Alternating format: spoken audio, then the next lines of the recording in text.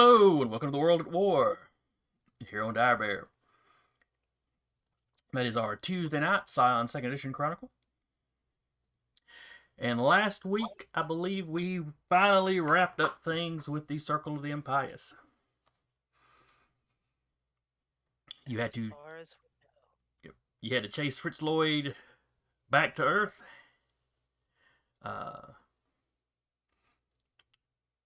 Slap the divine title on him. Yeah, I'm trying to think of how to describe the whole airport thing.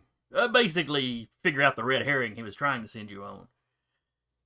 And then track him down to his, not estate, but his home outside of Cairo.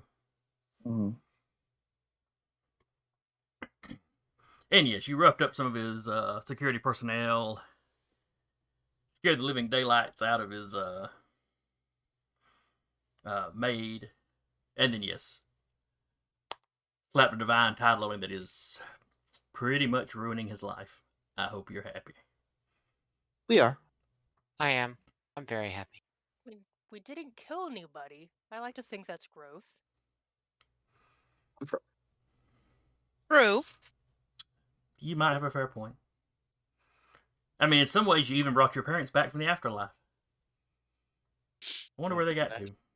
Yeah. Yeah, I do. Hey, Falcon Wolf, I see you there in the chat. Hello, Falcon Wolf.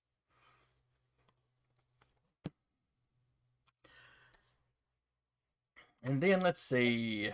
I believe y'all got home by venturing back through the doorways to London. And then, most of you just had your passports. Sasha and Robert were a little short in that department, but Pip and Williams, whatever organization they belong to, managed to smooth that over and get y'all home. They're like, we just want them out of our country. Send them back to Nebraska. Hang on, Sarah. I need to bump your volume up a little bit, I think. I need to figure out why mine's just being super quiet. Eventually. All right. Probably. That should make it louder on my end. I don't know if it's going to go through to Twitch or not, though. Who knows? Maybe you just scream whenever you talk. That's not... I'll just start writing out really elaborate post-it notes and All right, flash. Sarah, give me a roll. I got 2 successes. Be like playing with Samuel L. Jackson. It'll be fine. Less profanity, I hope, but yeah. Oh, I have to do less profanity? Well, you couldn't do more. That sounds like a challenge. Dude. Yeah. All right. But y'all get home. Connor, your men report back to you. The city has been relatively quiet. Okay. The other Scion group had ventured out of the town and been on some sort of adventure while y'all were gone. Okay. What did we name those guys? I don't know. What do we name them? What, the Merc Band? No, the the other Scions. I remember the name, but I can't remember. The Varangians. Yeah. Which was like an imperial kind of bodyguard group from the Byzantine Empire. Mm-hmm. That's not weird at all. There's a completely reasonable explanation for it. What was that? Nothing. Let me bump her volume up some more since she likes to whisper on top of it.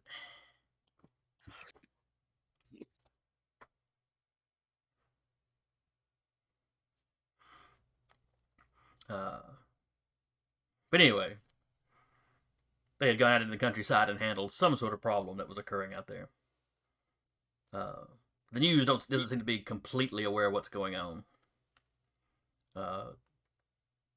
Some sort of creature was out there.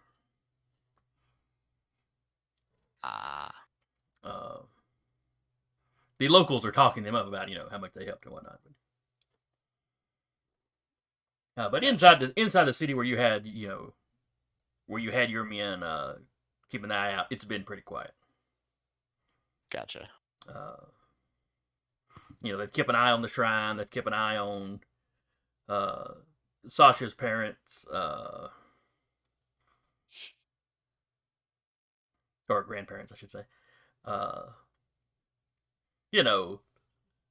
The shops, the dojo, all that jazz. Okay. Oh, we got some more people in chat. Hey, Otter. Otter. Waffle, Falcon. Impartial Punch. Waffle I've seen before, but I don't remember who that is. It's not one of y'all, is it? It's not me. Okay. So No. In that case, welcome, Waffle. Wish my name was that cool. an impartial waffle. I think an impartial waffle would be amazing. But you arrive anyway. Like I said, you arrive back in town. I believe there'd been some discussion of your typical celebration at the Rubicon. As soon as we get back in America, like whatever layover we're on, I'm immediately calling Samuel. Like, Samuel, meet us at the Rubicon in like 16 hours. You want me to pick you up at the airport and take you straight there? Yes. Oh, right. The other stuff. No. Like, you can Stuff go. to. Okay. I'll have the nachos ready for you all. We'll make sure there isn't any stuck on, As Teleris puts their arm up, like a vestigial wing is like behind their shoulder. Like, huh? He's mutating. Wasn't there before? Having fun. Going through puberty. Kind of like does a little. I don't like it. You'll learn how to figure it out. Going to have to get all new shirts. Thought it was done with puberty. Ta-da! But you land. Samuel picks you up, drops y'all off wherever y'all want. You have time to hit your apartments, get a shower. Yeah. Is there anything any of y'all want to do before you show at the Rubicon?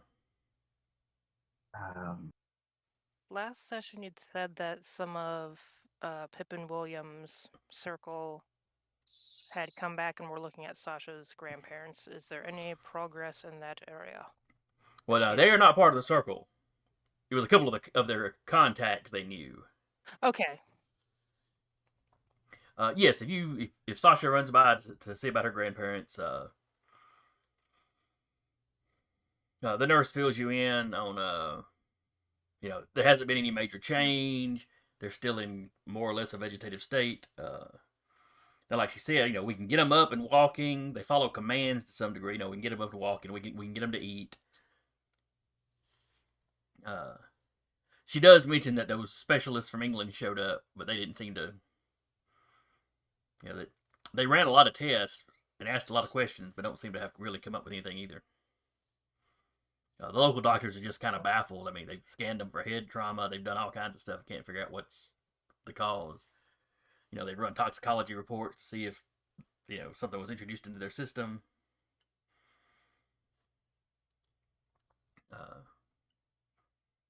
Frankly, it's weirding them out the way that it hit. The two of them having the exact same symptoms. If it's a reaction to something, it's weird that we hit two people the same way. Yeah. The greatest scientific minds in the city can't figure it out. It's time to bring in the occultist quacks. Wait, no. Aliens. She does give you. She has a card with the numbers for those specialists. She doesn't have it on her. She had to go back to the desk. They had left it at the nurse's desk.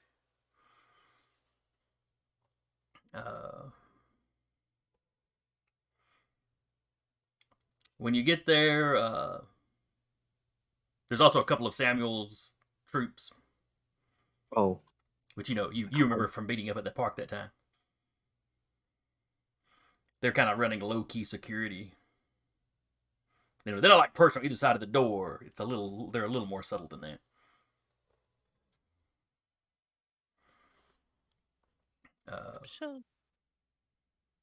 She'll hang out for a little bit, even though they can't hear her or anything. She'll kind of tell her about the trip back to Egypt and Safa and the overworld and all that, and eventually make her way down to the Rubicon too.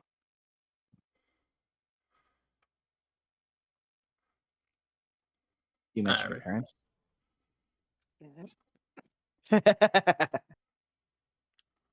All right. Anybody I'm else got wanting to anything? shock them out of vegetative state, but yeah, we'll just wait till they're conscious for that. Okay. Um, Good. see, Connor would go see that sorcerer guy that we hauled in. Okay, he's still in custody. He would ask to temporarily take him out of custody, then bring him back. Check out this convict, like a library book. Yeah, that's not You can really come a too if you thing. want. I just need him to talk to a certain deific figure. All right, what was the name of that contact you had made? De Kadama. No, not The him. Or sheriff them. guy. That lieutenant, was he a lieutenant or a detective? Was a lieutenant.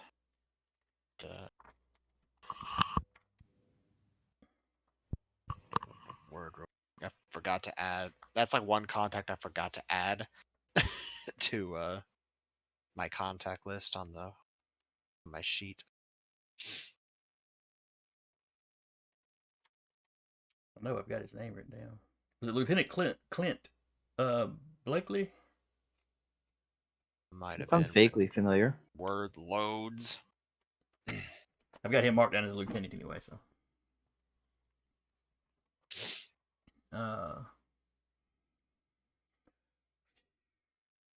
Give me. Let's see here. Persuasion for sure. And either presence or manipulation. Either one of those.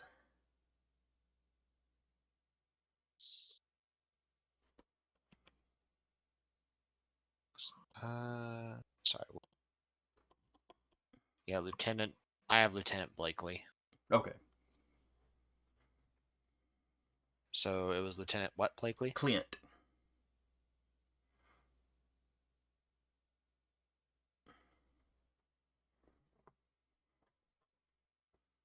Right. I've added him as a contact list. All right. So you said what and what? Persuasion and then either presence or manipulation. Oh boy, so I'm just rolling manipulation. Mm. Because I have no persuasion. Mm. Oof.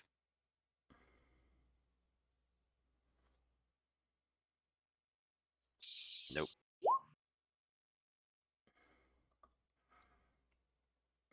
Yeah, he wants to help you out. He does, but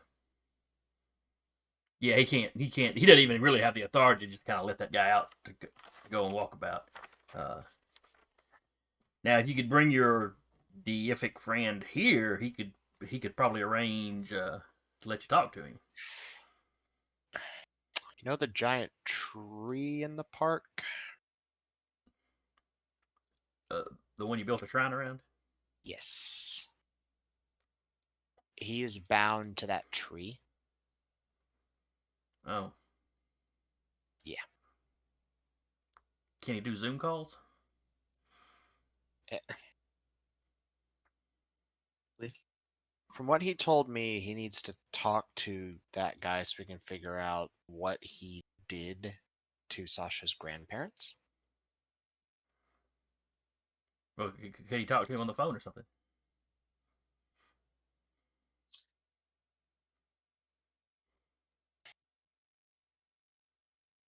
I can double check. Not actually sure.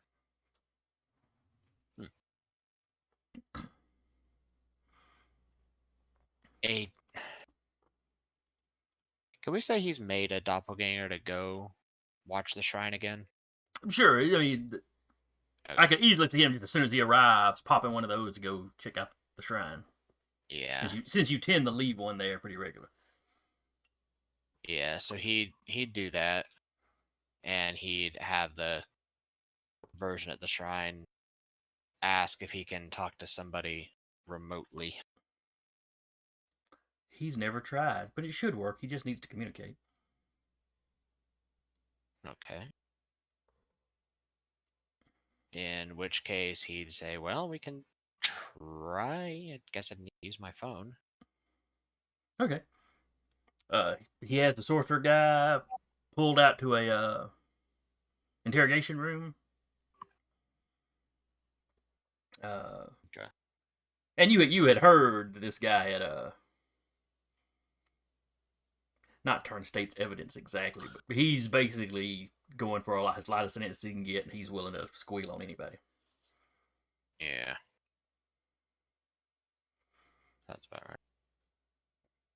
He'd But he just gets walk kind of in. tense when he sees you walk in with a detective. Or the lieutenant, rather. Hello again. Hey, now, I've been cooperating. Yeah, I'm aware. See, I need you to talk to somebody. Okay. Do I And need my he- lawyer? Nah, you shouldn't. It's not anything legal, really. And he'd pull out his phone and have his other him climb up in the tree with the Kadama and just hold the phone. I don't think you can call yourself. I don't think that's how cell phones work. But you can call the lieutenant. Yeah, Because that's he's not leaving you alone in the room with this guy. That would, yeah, it's. I mean, it's like the him over there is calling the lieutenant's phone. Okay. The lieutenant hands it to the guy. There's a 15 or 20-minute conversation. You don't follow it all. Clearly, this guy does not know the entirety of how he refers to it as elf shot. Okay. But he's not entirely certain of what went into the making of it. Fritz Lloyd, made the stuff. But, he tells the Kadama, what he saw, what he was instructed, how he was instructed to use it, what he was told about how it should work. So you shot them? I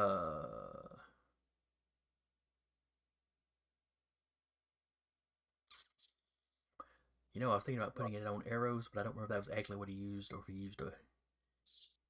I think he just applied it directly to them, as opposed to how you could use it to put it on like an arrowhead. Okay. Apply directly to the forehead. Basically. But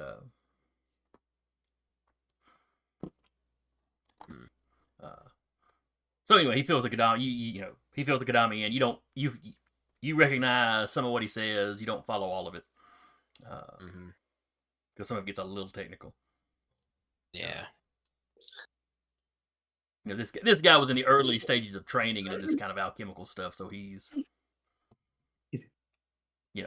he's like first year college student at this. Gotcha. But eventually he stops. He hands the phone back to the lieutenant. I told whoever this was, everything I knew about it, so I hope that helps. It should. They seem like a nice old couple. Yeah.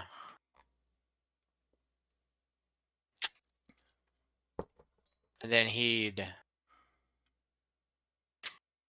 just say, "Well, that's all I needed." Can I go a roll to see if the elf shot sounds familiar?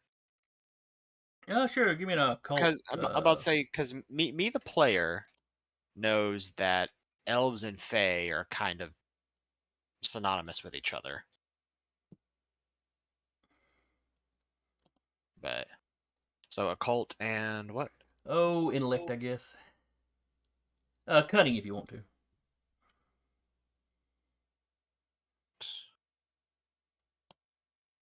I'll use cunning.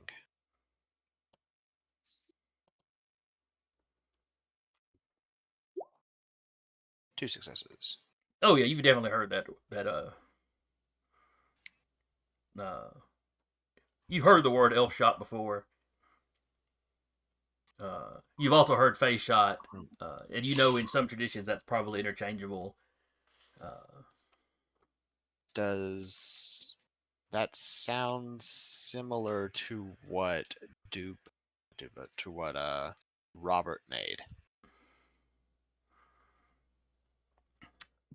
Possibly. Because there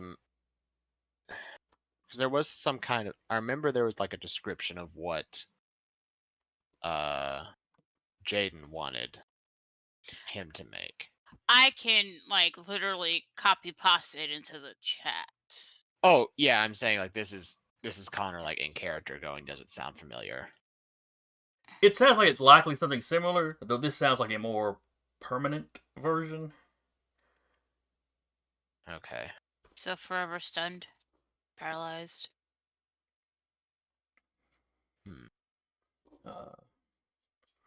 It's probably the same.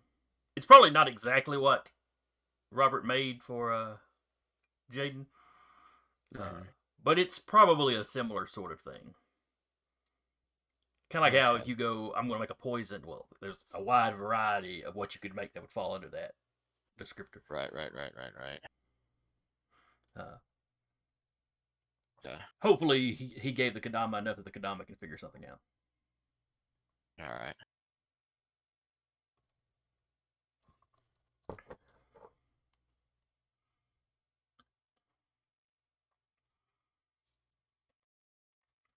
Okay.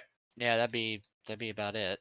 All right, Jaden, have you got anything you want to do before the Rubicon? All right, Robert.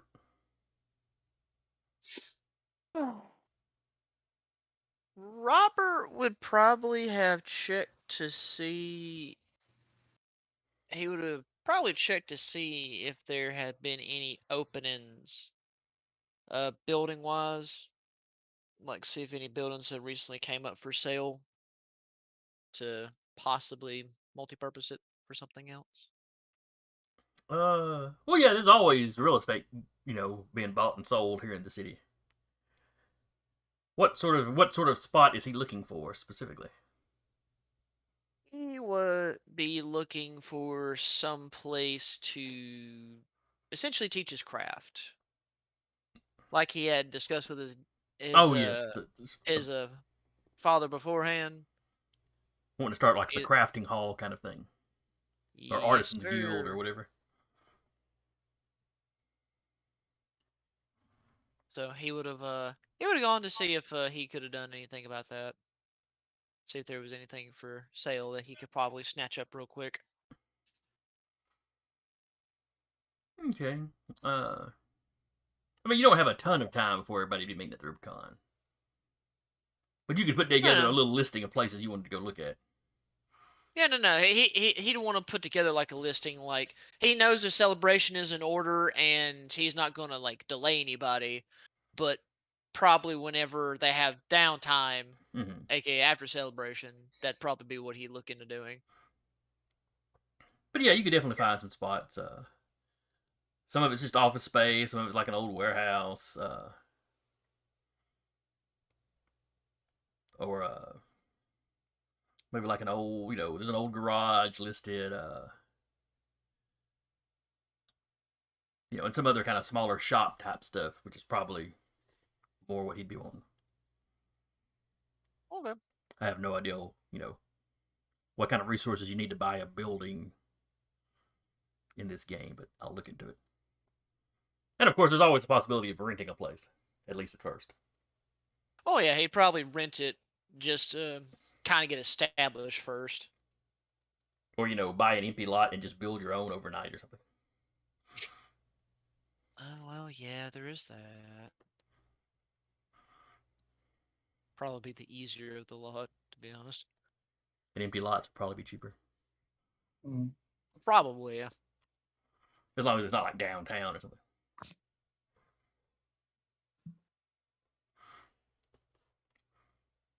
But alright, so everybody rolls into the Rubicon. Big plate of nachos. Yes, the big pizza platter full of nachos.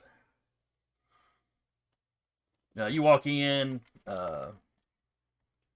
y'all's favorite, Waitress. I was going to say barmaid, but yes, waitress is really the word I was looking for. I was dropping back into D&D speak for a second there.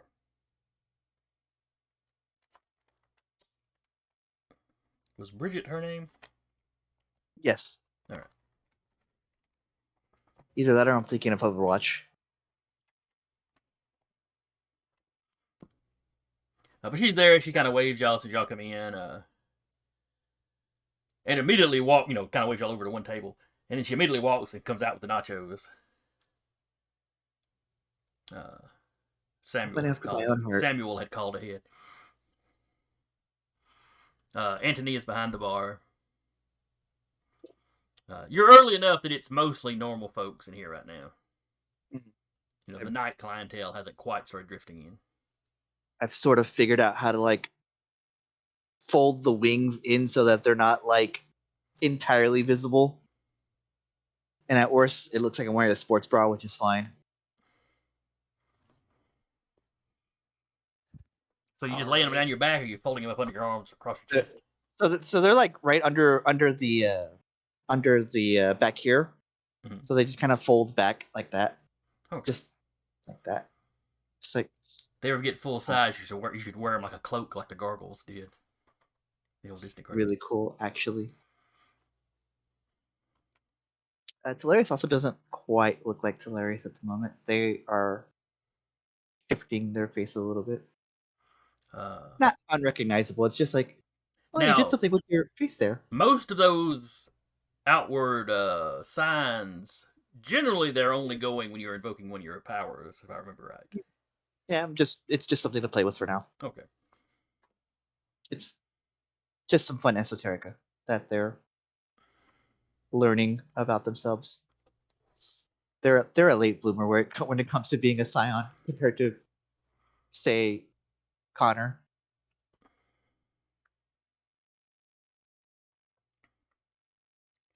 But she throws the platter down. 6:30. Yeah. Well, hey, how are y'all doing? I haven't seen y'all around for a little bit.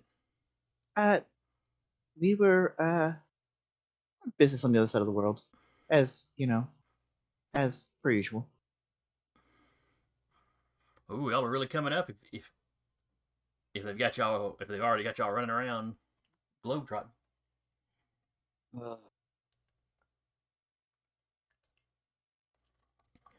Yeah, something like that. Yeah.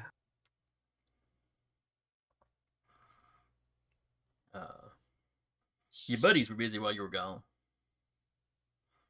Mine are his. She just kind of just all y'all. The other group that y'all like so much. Gotcha. Chad and his amazing friends. At least that's the way the stories sound when he's in here telling them.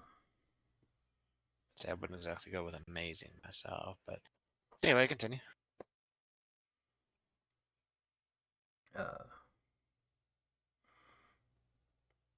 So what were y'all up to? Or where do y'all go? What sites did you see? That sort of thing. Oh, that reminds me. And they produce like a little one of those. It's like a snow globe, but it's shaped like a pyramid. Like, this is for you.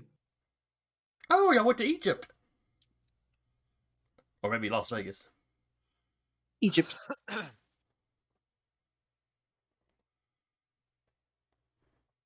There was just enough time to squeeze in for that.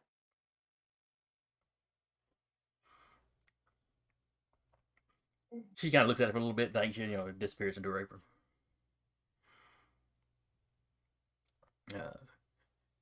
She gets you all around to drinks.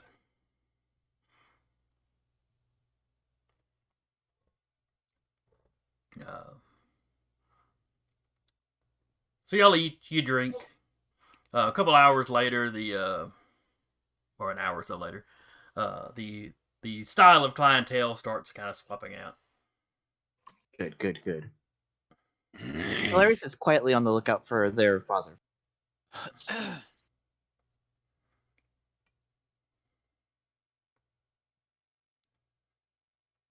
They haven't done anything to like summon him like, these other ones have, but they're just hoping. Not quite praying yet. So you're keeping an eye out every time the door opens. You look over. Are you my dad? Just gets really awkward after a while. Like, you can't ask everyone that question.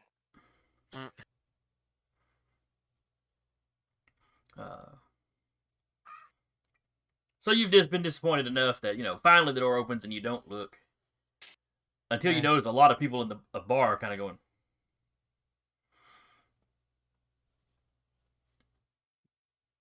And you turn around and see what looks like a 12-year-old girl.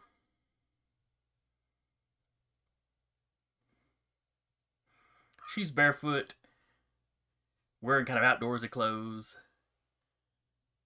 There's a quiver and a bow strapped to her back. Tiny little wings. No. Okay. She's got an intent look on her face, and then she locks onto y'all's table. Uh-oh. I think we've got company. What did you do? I didn't do anything. Mm-hmm.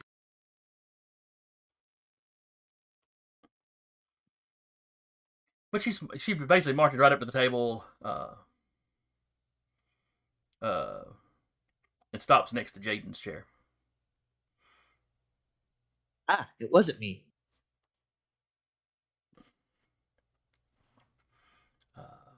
Let's see, how would she address Jaden? Child of my lady, I need to speak with you. Okay, I'll be back, guys, and Jaden will get up and follow. When she's standing close to you, you catch a whiff of what almost smells like the sea. It's not overpowering. It's not unpleasant. Hey, Up close, you're also not entirely certain she's human. Oh, I feel like that's obvious. Unless it's like Jaden like this close.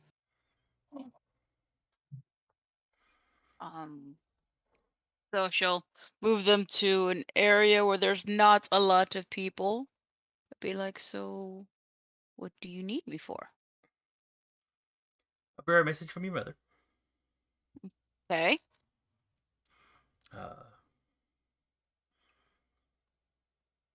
She wishes to congratulate you on your tracking down and vanquishing of the Smith man. I personally would have pinned him to the wall with arrows, but your method seems to have been effective. That's her stating her opinion, though, not your mother's. Yeah, kind of promised to and not to give kill you him. well, you must keep your word. She also sends me to give you a warning. Okay.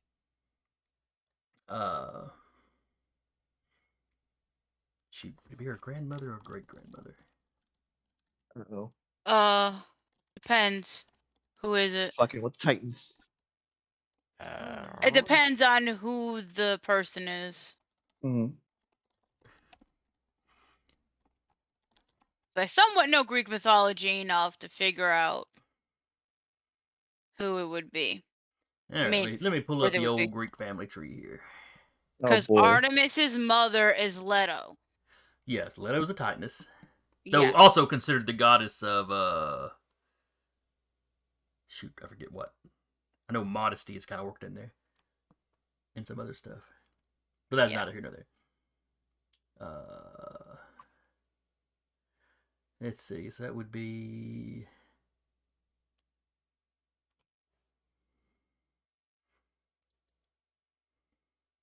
Artemis's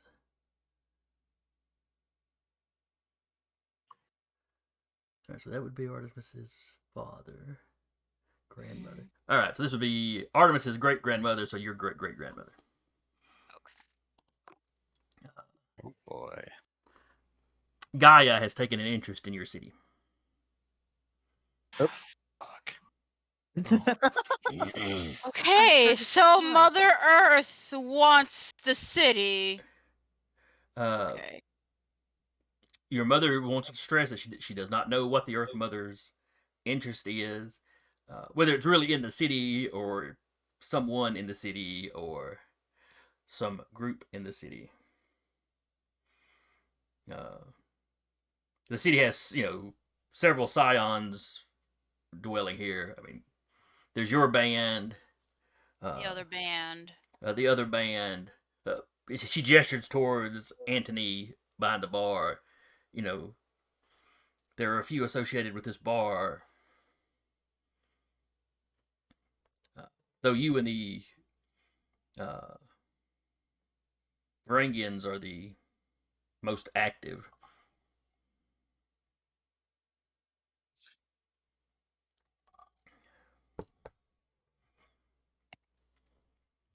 And she leans. She's been talking kind of quiet, so it doesn't. None of this Worry talking everybody spreads. else. Uh, Yeah. But she leans in closer and kind of whispers, "Your mother has not told me this, but I get the impression she does not entirely trust her great grandmother.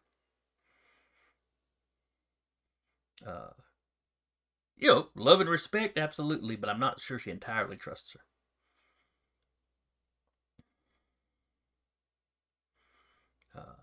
She simply wanted me to give you a heads up to keep an eye out. And if you see anything unusual in the woods, that may be the cause of it."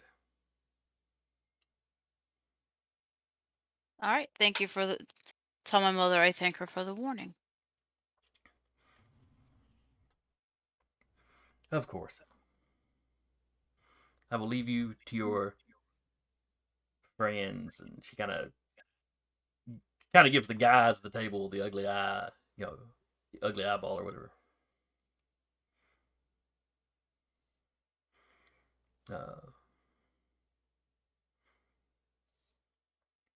I mean, But, they're not all that bad. At least not all of the men. But I understand.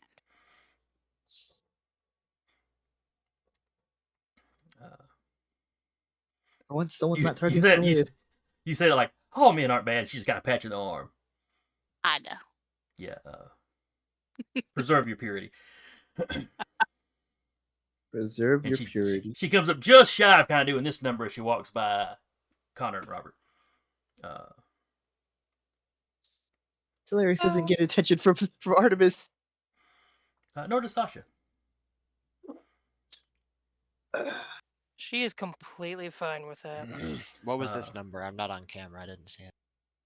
It's the thing that's the eye I'm thing. watching you type The deal. Bayfong. Oh, okay. Robert would have noticed that and would just kind of tilted his head like, wait, what did I do? Connor just gives a little grin back. It is And not a pleasant grin. Yeah, poor Robert would have been like, wait, I haven't pissed anybody off, have I? I've been not good, the crafty time. boy. Artemis don't like men, so No, he knows. It's just a simple fact of which, like, the fact of which they're only eyeballing him and Connor is just like, wait, I know Connor's a troublemaker, but what did I do? But and of course Jaden is pretty sure this is one of the nymphs that hunts with Artemis. Given the smell of the sea, probably one of the sea nymphs. Because she had, I think it was, I can't remember if it was 40 from freshwater and 20 from the sea, or if that was reversed.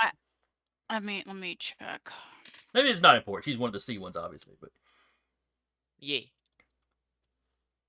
though I guess with y'all with the city situated on a lake, a freshwater one would have made more sense. Oh well. Maybe she was visiting. We can go with that one.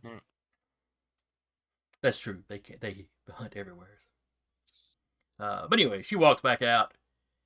You've got a few of the kind of looky-loo normal folks that are still here. Hey, are little kids allowed in a bar? Hey, she didn't have any shoes on. Should we go give her some money or something? Here's $10, kid. Get yourself some slacks.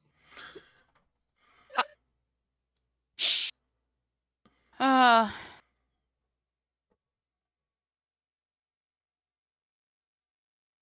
You know, do you think she was homeless? Well, she had a bow. The less Hilarious. than human folks, yeah, some of them were kind of like, watching because it's something interesting going on in the bar, but none of them had any indication to go interact. Mm-hmm. Hilarious seeing like someone tangentially related to their parentage not come for them. Like, oh, okay. Sasha kind of reaches over and gives them a little pat on the shoulder. Like, sometimes it's best not to get attention.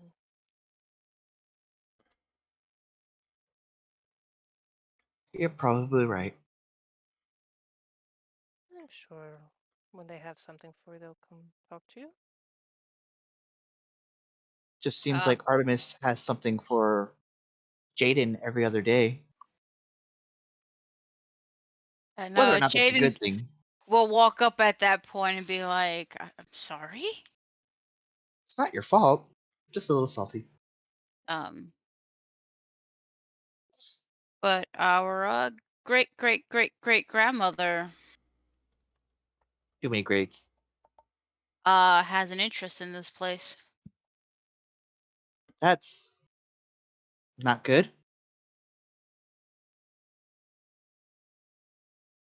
Considering the fact of how far back your family tree goes, at least if my memory is not too terrible.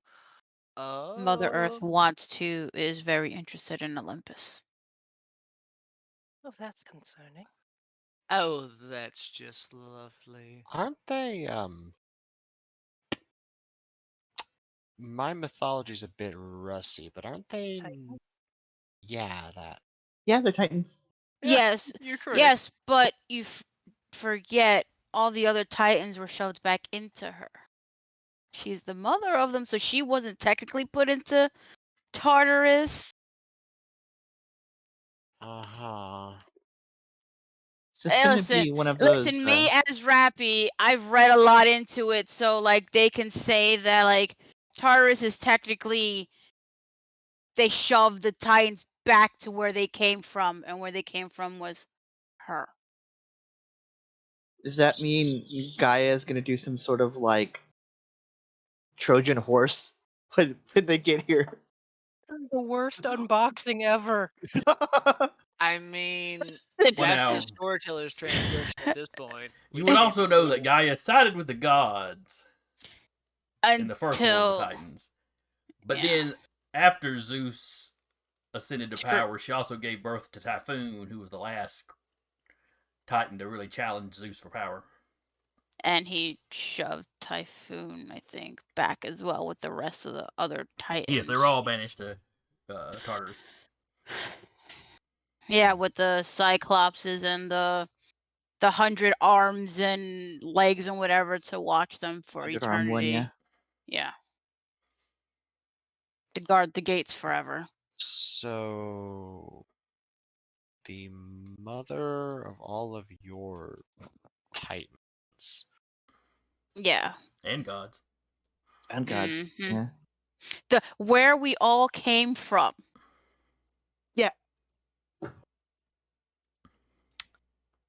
Differing views on that, but okay. No. She would say basically from the Greek pantheon, like where we pointing to between her and Talarius, where we came from. Okay. Yes. Not very thrilled about that. Just got home. What did I miss? What did I miss? I'll probably will notice it a little more than you guys would. Mm. Why? Mother Earth would Sure. Oh, lovely. Something I'll be dealing with too then. Mm-hmm. Yeah. Lovely. Well, Connor, I mean, to be fair, I'm sure your lovely little Kodama could probably give us a little bit of an inkling of something that could be going on.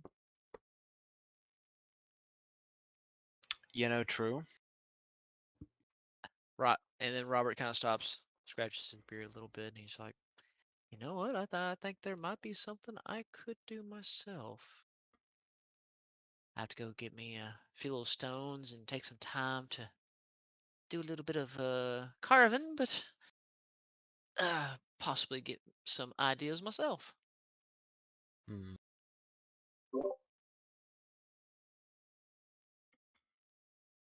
But come on, everyone. We're here to enjoy the fact which we're back home. We're back here in We good won. old, good old Nebraska, as it were. Come on, we got our plate of nachos. Let's just be merry and have a good night. Do any of you overdrink? Mm, Hilarious gets a good buzz, which is aka after like 1 or 2 hurricanes. uh, If you Robert invited would have. Samuel along, then he's drinking pretty heavy. Robert wouldn't have drank too heavy. I mean, he would hope his tolerance has been going up since he's been drinking a little bit more, but he would get to the point where he's like starting to feel like, all right, let's slow the roll. Um, before Samuel gets too like fucked up, Hilarious will like kind of like elbow him and go, "Hey, do you have anything for ghosts?"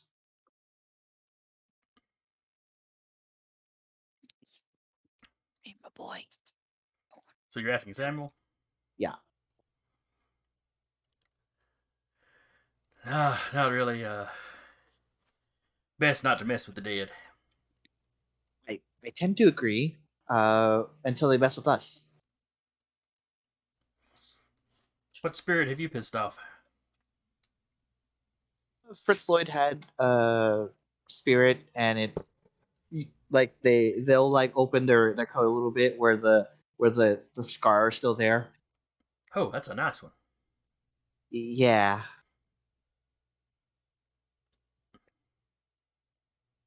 I'm looking for the one I actually gave him a knack.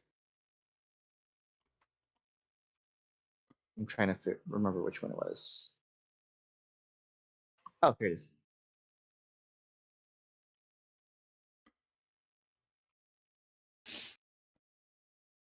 I gave him a talisman knack,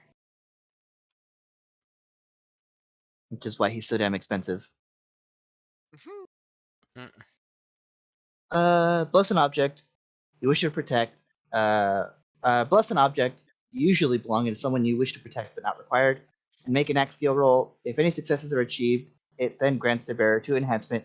Rolls made to defend or protect against a particular person, thing, or situation as defined at the time of blessing. Hmm. If you are making a talisman for your charge, this happens automatically without needing a roll. Okay, so Samuel can make talismans for you, is what you're saying. Yes. Okay. That's mostly why I'm asking about him. Mostly before he gets like too terribly fucked up. So yeah, he does. He ain't really messed with that, or mess with ghosts much, but he could call some people. He's helped somebody else make something like that one time. He'd have to call around. It's not something he'll be able to crank out tonight, but That's fine. This is celebration. I just want to make sure those gears are turning for the future. I don't want this to happen again. That was something. you see him pull his phone out and type in something about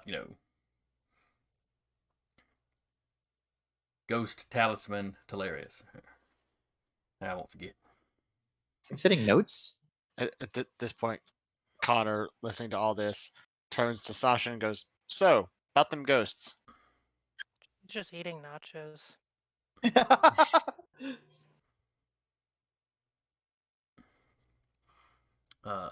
Sasha's not seen hiding her hair of them since y'all running around in Egypt. Sasha's just eating nachos and like just 1,000 yard staring. Honestly, Mm. yeah. I can see it.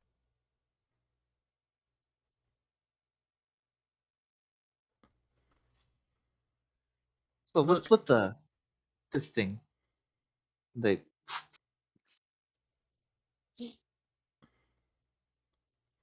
Who are you asking? Samuel. No, I Who's guess you're taking after your daddy. I don't know. I hate it. He stands up. All right. Clump, clump, clump, clump. Pulls your shirt down. Let me get a better look at him. Ah. Oh, yeah, they're like little chicken wings right now. Everyone sees vestigial wings that look vaguely like cupids. So they've already got feathers on them. They're not like naked chicken wings right now. Right. They're not naked chicken wings. They're just like little. That'd be so much better, though. Absolutely not. Yes, They're they vestigial. would. They're vestigial, which means they're useless. It doesn't mean they're deformed. Yeah, but it takes time for feathers to grow. Yeah, in. you go through the puberty until you get there for Absolutely feathers to grow. Telarius has a reputation to uphold. If they're gonna do something, they're gonna look damn good doing it. They must immediately have feathers, and they must immediately be immaculate. Look. Or they've been growing for a while. Just your, Look. like your shoulders have been itching a lot, and you're like, oh, that's why. When a scion reaches a certain age, they start looking at men and women differently. They start growing feathers in odd places. Oh my!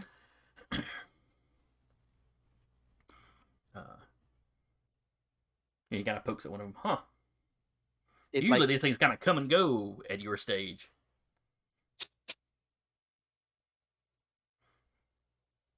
What if you were able to fly at some point? don't know. If you can, you're taking me flying. I- He sits back down. I could never talk your father into doing it. Well, then you've got he like pats Samuel's belly. You're gonna have to slim up then.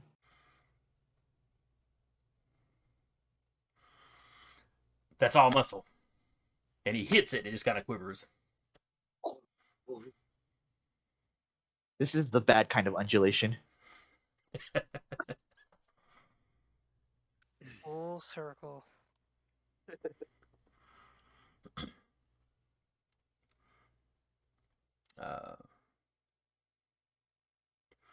You're pretty sure you heard a few cell phone snap photos when Samuel had your shirt pulled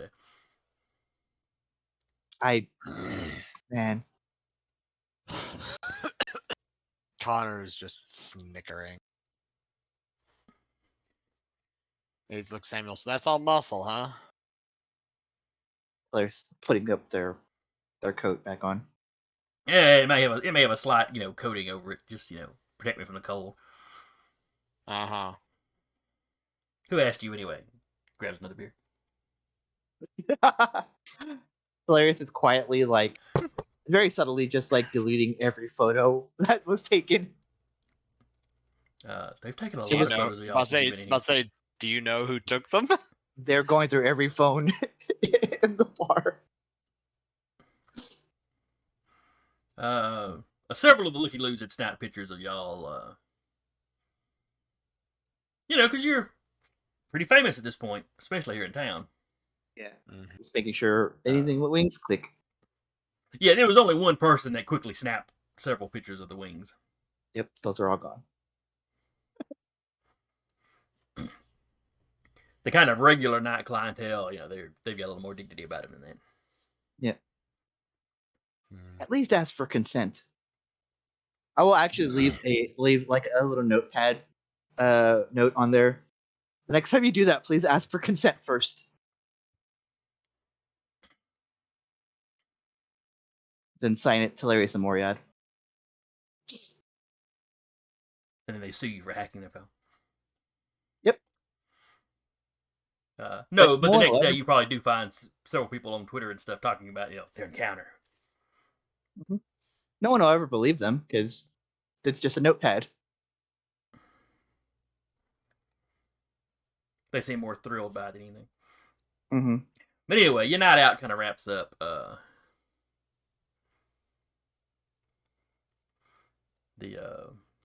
You pay your tab. Bridget tells you, be sure to come back again soon, and offers to call cabs for any of y'all that might be a little iffy about driving. I'll get the Ubers if it's all the same. It's okay. Yeah, that's fine. Appreciate you looking out for them. Mhm. Stagger into an Uber and head back. All right. So following the night out, y'all have about a week or so passes. Mm-hmm. Robert, if you want to purchase an old shop, you can certainly find one, and we'll have to look into whether you could afford to buy it or rent it. If you wanted to buy a empty plot of land and construct your own artisans guild or whatever, you could do that, in a week without any trouble at all. He'd probably end up doing that. He'd make sure to go down to City Hall, though, get the proper paperwork. If he has to, bring Connor along to speed up the process. Connor Uh-huh. does seem to have the knack for making those sorts of things run smooth. Mm-hmm. Oh, Robert's noticed. I mean, he's not, he can't help you like forge documents or fake stuff, but to make the bureaucracy just work like it's supposed to, smooth sailing. Oh no, he wouldn't Just dare. works. Hey, he wouldn't dare do that. He would just ask, play, hey, I just need to borrow you for a minute. Make sure this paperwork goes through, so when I build, I don't get flagged for doing something I'm not supposed to. Again. Was that a dig at me, Robert? No, I promise that wasn't a dig at you. But then again, luckily, it didn't take you long to get the proper paperwork filled out and filed to where no grievances could have been said against us. You Oh. do remember what my pantheon's all about, right? Exactly. Efficient bureaucracy. Fair enough. Fine. Oh, come on, Connor. It won't hurt you to go for just a little bit of a joyride. You don't have to do anything. You owe me peaches. Oh, don't worry. I already planned on going by the supermarket and letting you pick out the peaches. You will regret this decision, but fine. Go to the farmer's market next week. It's fine. Those donut Farmer's peaches. market, grocery store. But I say wherever Connor feels like he wants to get the peaches, he'd drive them over there and pick them up.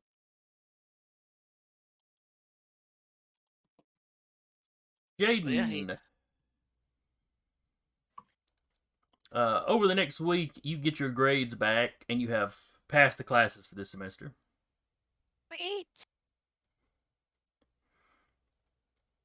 Uh, And during that time, she would have took a few days to go see her parents Now I forget, do they live in town or outside of town? outside of town. Okay. So yeah, you have no problem swinging by to see them. Had you told them before you left where you were going? No,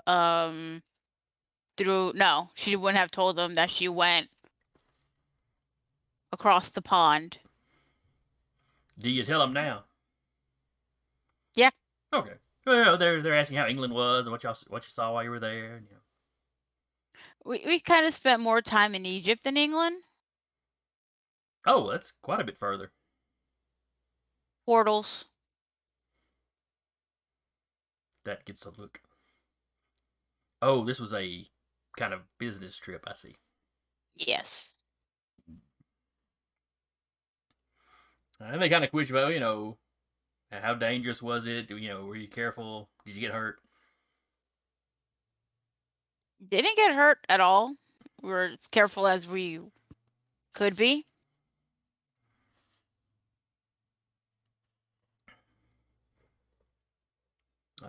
Your dad asked if you brought him anything back.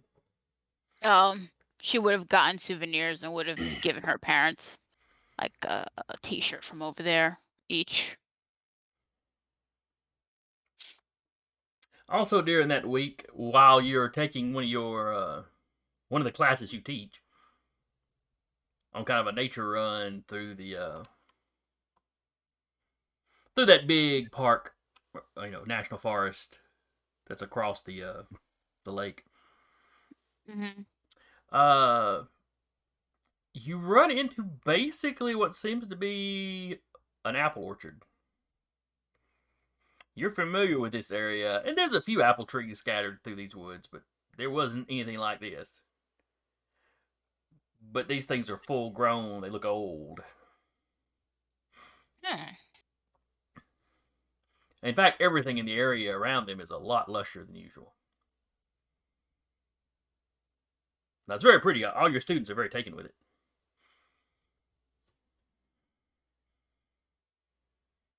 And I don't know if you eat any of them, but the students all really like the apples. No, she wouldn't touch to eat the apples. She'd like try to dig a bit into the dirt. You don't really have a problem with that. What is it she's looking for? Like, would the texture be different than anything else? Like that she's seen, like the dirt around the other apple trees. No, the dirt seems to be just kind of the standard stuff you run into here.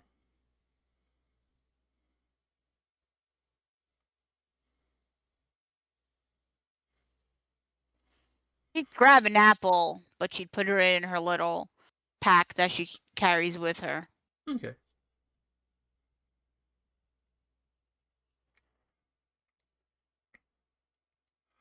Other than that, the trip goes normally. Talaris, is there anything you would want to do during this week? They'll meet their mother. She's glad to see you. She asked how the trip went because you did tell her in advance that you were going. Yeah, if I remember right. I told her, and then I had posts going for the whole however long, just on a timer. Yeah, it was fun. I got you one of these things, and they'll produce another one of those little pyramids, and a just like a coffee mug. Ooh, And as they give that on her shelf. as they give the coffee mug from London to their mother, shit, I forgot to get one first. It's fine. Get one for who? What now? Oh, you haven't met Samuel yet. I think she's running to Samuel. I think so too. I know they've talked about knowing each other. Yeah. The because they all little partied guy together when with she was the dating your dad. horns. Yeah. Little guy with the horns. She's like, oh yeah. That's right. I think you'd mentioned he was here. A little chunkier than what you've told me, but that's fine. Age gets everybody. Yep. Well, not your father. Yeah. They just look behind their shoulder. She catches that look, and she gets up and walks behind you. I do like the turn. She makes the little spin gesture, like turn back around. Fine. Oh, that's adorable. Oh.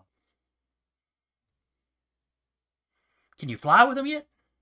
No. You're taking me flying when you can. Oh my god.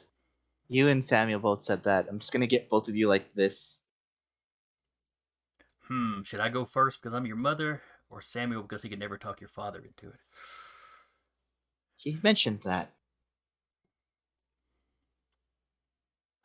Have you seen Dad lately?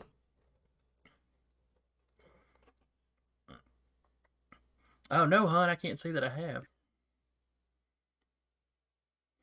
Do I believe my mother? Yeah, you can't think of any reason she'd have to lie to you about that. Hmm. And she sounds a little depressed when she says it, or a little wistful, I should say. Sure. Just You don't get the impression that she gets sad about that sort of thing. sure. She kind of knew who and what he was when she was involved with him. So She knew what it was about. and the fact that his wife probably doesn't like her much. I feel like I feel like I need to talk to him. I don't know about what. It's just one of those things where I just feel like I don't know. She I've kind of seen sits everybody down, else. puts an arm around you. I've seen everybody else talk to their parents, or at least I know that they have. Well, your dad has talked to you. We met Sasha's mother. She's huge. Well, she is one of the old gods.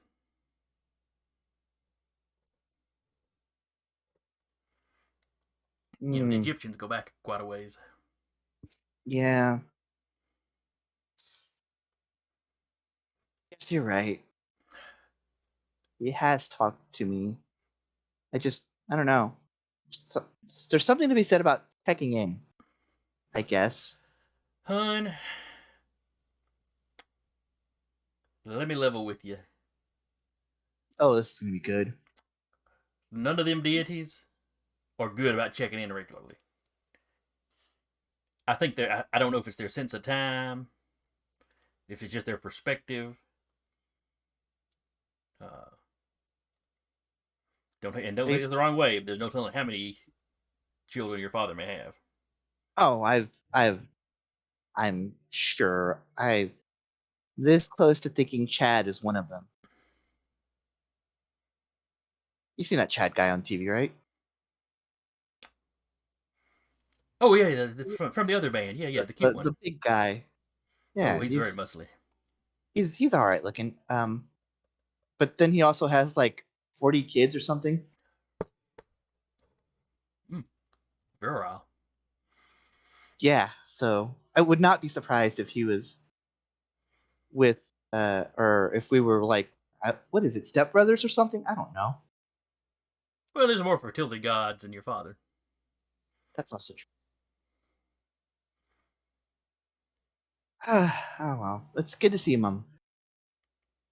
Anyway, she's They'll glad you're back hug, and safe.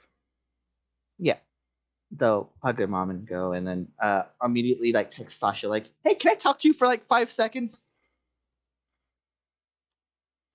She's probably at her grandparents' store trying to clean up dead plants because it's been a hot minute since they've been there. But she'll pick up her phone. There are definitely some dead plants.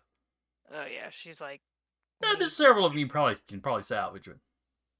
yeah, she's trying to salvage what she can and all that. But yeah, she'll. I'll the I'll phone go and over call. and if it's like that, then they'll go over and like help with that. Well, she wouldn't have told anyone she was going over to her grandparents to try and clean it up. But she'll Okay. answer the phone. Okay. It's just like a hey, are you busy? Are you doing anything in particular? Not really. What do you need?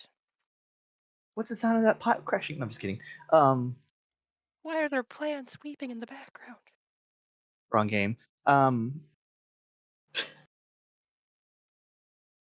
Gonna eat my they'll just they'll just go like I want to work on like a project. I think you're the occulty one, so like it's something I would need your help with. Okay. I want to be able to ignore when people try to shut down my electronics. I mean, I'm not that fantastic with electronics, but I can try to help. Like that. Just whenever you're busy, whenever you're not busy this week. Inwardly, so never this week. Got it. Okay. She's like, just pick a time, and I'll work around it. Okay. They'll pick a time, and we'll say like Thursday or so. Okay.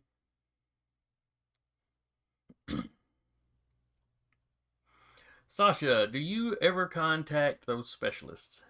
Oh yeah, like probably the day after the Rubicon. They let you know for sure that they are from the Circle of the Impious. They've been trying to figure out what it is Fritz Lloyd did to your grandparents. Their bodies are healthy enough, but it's like their minds have been switched off or sort of put to sleep. And so far, they're drawing blanks. There's a few things they could try to sort of re-energize their minds. Think of it as the mystical equivalent of shooting somebody up with adrenaline. But that doesn't. He's concerned that might not be entirely safe for people at their age. It's like that scene out of Pulp Fiction. All right. She knows about the guy being in custody, correct? Yes. She would pass that information on to them and explain he had been working with Smith. He might have more insight. They don't have a lot of local contacts, but they'll see if they can get an interview with him.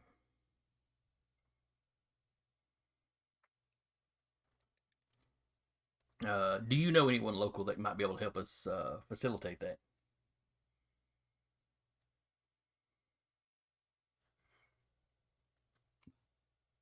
As far as getting in contact with them, I believe Connor has a contact with in the police force, or I'm sure if he just called and explained the situation, that it's in regards to an attack that of supernatural nature that has put 2 people in the hospital, that they would at least be willing to consider.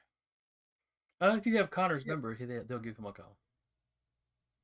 We'll pass that on to them, and then send Connor a text that he will be getting a call possibly from 2 of the Circle of Impious. Oh, he'd shoot a text back. Oh, right. This is about the what they got your grandparents with, yeah? Mm. Apparently they use something called Elf Shot. Pass that on to the Circle of Impious guys. Yeah, I questioned him when we got back. Or I didn't quite question, it was more about he sort of was the proxy between him and the Kadama. It was weird, but it worked.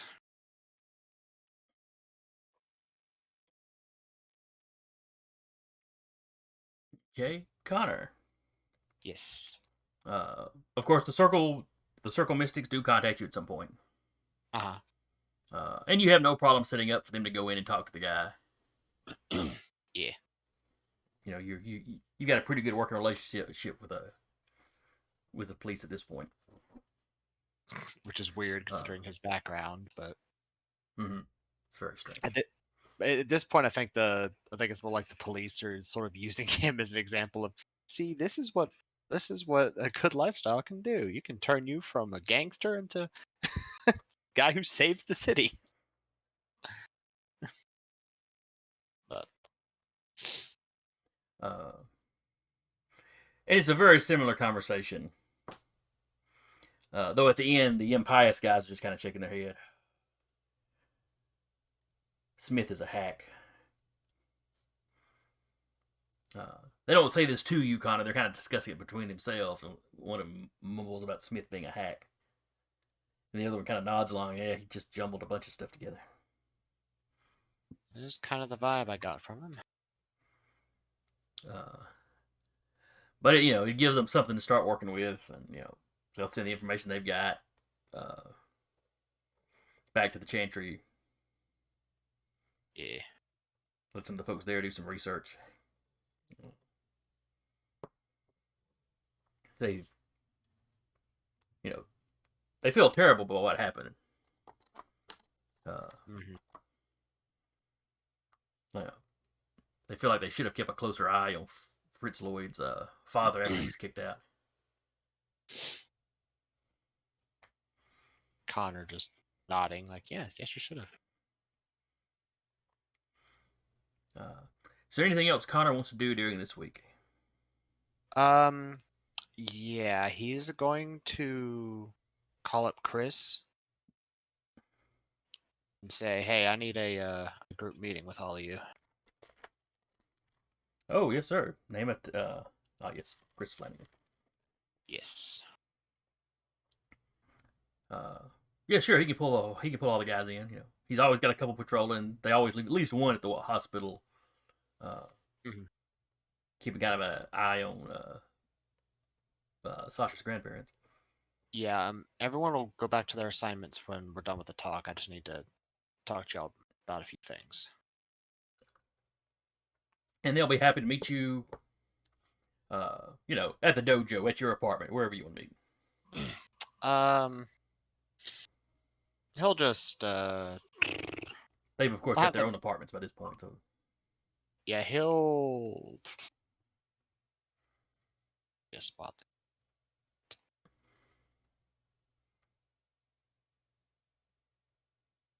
You'd have them meet like in like one of the back rooms of the dojo, like out of sight from other people. Okay, not a problem. Your grandfather's got no problem with that. So he'll wait until everybody gets rounded up. Okay. And I forget exactly how many of these guys there were. It was like somewhere around 10, I want to say. Okay. Something to that I think, effect. yeah, I think you were in the 5 to 10 range, so yeah, anything through there is fine. Yeah. All right, so since you've come into my service, you all have probably noticed a few changes. You get several head nods to that. Yeah, like those of you that are more, say, ranged inclined, probably notice your eyesight has improved. You have more dexterous than you probably remember yourself being. That kind of thing. Those of you that are more strength based, you probably notice that your muscles have gotten better, stronger than normal. All of you have probably noticed that your skin has kind of gone through some light petrifaction. One guy's like, "Oh, we kind of noticed, when we would spar, we were taking licks from each other better." Yeah, that is best way to say it is that is my influence. Are you turning us into something, or are we just a little bit, faster and tougher and No. better? The best way to put it is by coming into my service and agreeing to serve me. A portion of my divinity is leaking over onto you. You actually are gaining a fraction of my own divine power. One guy in the back's like, "Yes, we're gonna be gods. You're not I'm gonna be naughty. gods. I'm gonna be a naughty monkey god." My dad might actually find that amusing. But no, you're not going to be gods per se. Your power will be limited to what I basically am able to put into you, or what your bodies can handle. The further on down the line this relationship goes, you might gain more power from me. So I just didn't want you all to start freaking out or anything because you noticed things were changing. It's not some weird version of puberty. You mean we're not gonna spout fur in weird places? You're not going to spout fur in weird places now.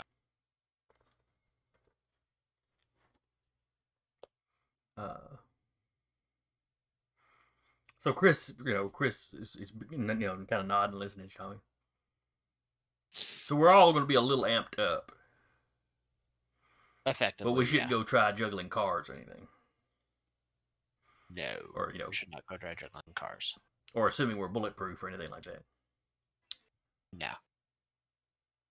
None of that will be available to you like it is for me. You'll have kind of lesser variants, basically bleed offs of my own power.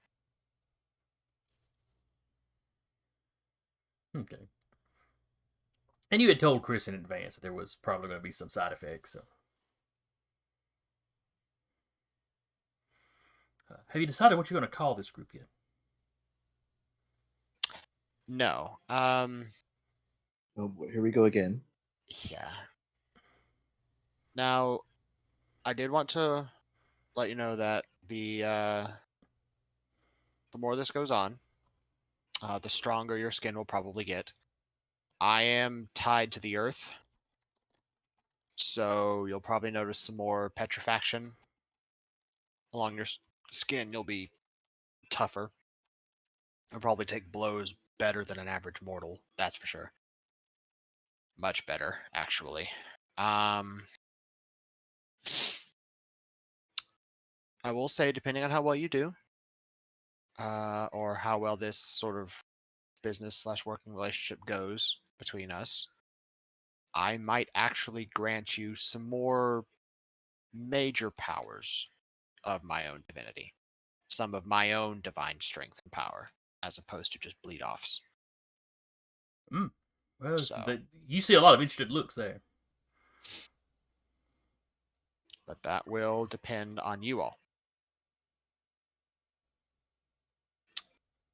For example, one that I've been considering for another time is my ability to keep an eternal vigil over things. Never need to eat, never need to sleep, never get thirsty, as long as you're guarding a position, for example. Well, that would definitely be useful, sir. Yes. So, final thing was, what were you all called before? Did you have any kind of name?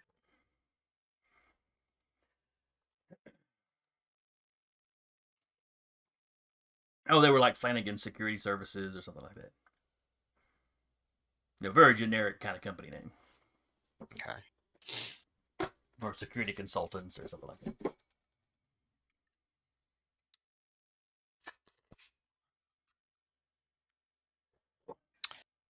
Did you have anything in mind?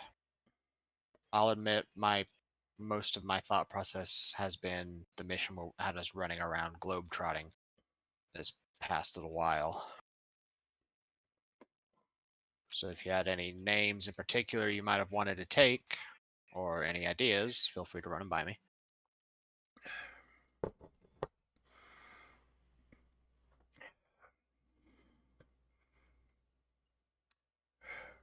Well, Chris tells you he's got his old company name they can continue to use, especially if you're going to hire, if you want them to continue hiring themselves out.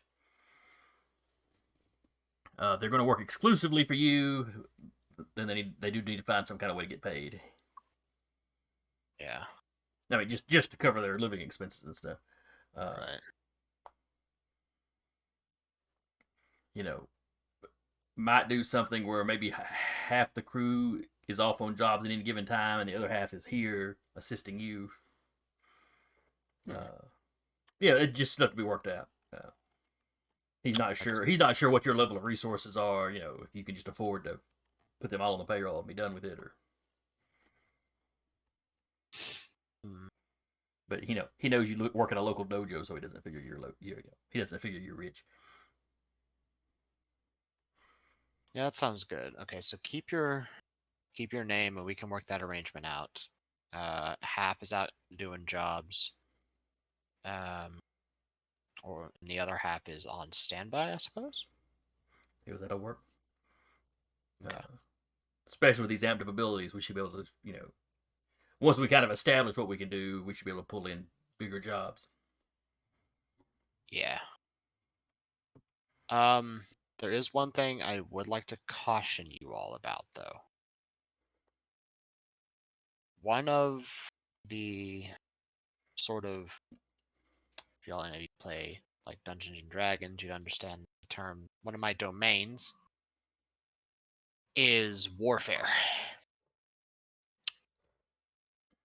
You will probably notice that those abilities come with.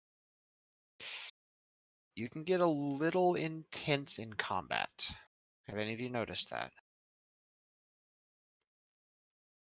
Most of them shake their head no. You see two guys, over to one side, kind of glance at each other. Okay, We noticed it sparring one time. Are we gonna suffer from like roid rage or something? No, it's not so much of a roid rage thing. It's basically it's through your connection to me. You are essentially getting connected to the primal force of war. One of them It's, guys looks worried. One of them's kind of like, cool. It's kind of best way to put this is if your intent is to cause harm to someone, irregardless of what kind of harm that might be, you might notice that you will start hitting harder. Or you might get more accurate. Things like that. Chris kind of nods his head. Sounds like we're gonna need to up our training regiment some to get a handle on all this. Right. I wanted to go ahead and warn you because I didn't really have much of a chance to, considering the hurry we were in before. Mm-hmm, mm-hmm.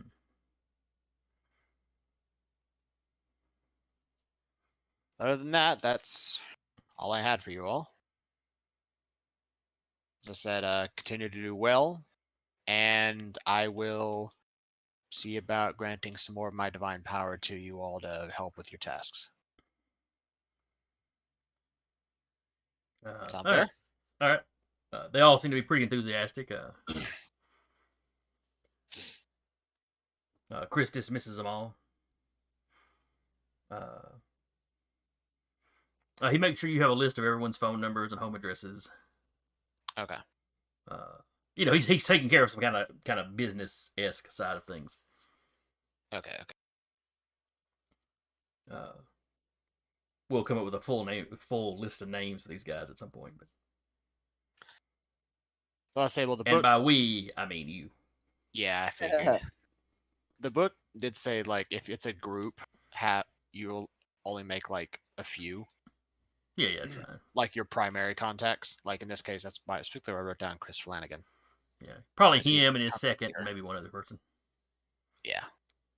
So I will get those put in my contacts list after the game. Okay. Because they can always, if you lose one, they can always recruit another one.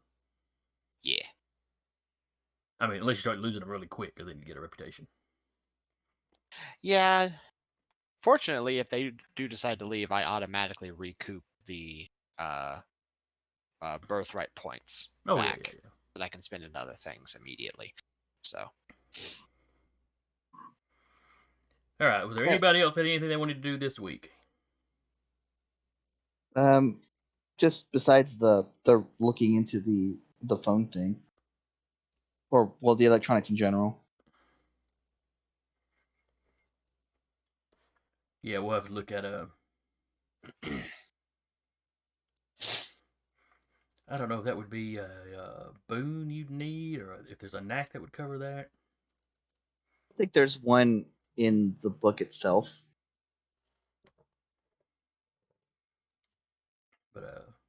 But yeah, we'll keep in mind that we gotta look into that and figure out how to stat that up if you want. Yeah. I'll just turn my phone into a relic, it's fine. It was probably going to happen anyway. Yeah. Fair. Okay. It's an infinite. It never has to be upgraded. That implies I use Apple products, sir. Absolutely not.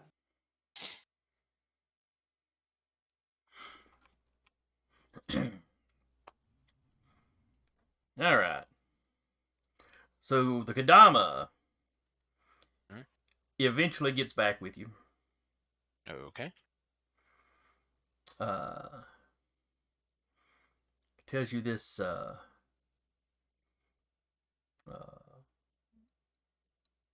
Let's see, what term would he use? The sorcerer. What he came up with is effective, but it's a knot of many different traditions. A very difficult thing to untie.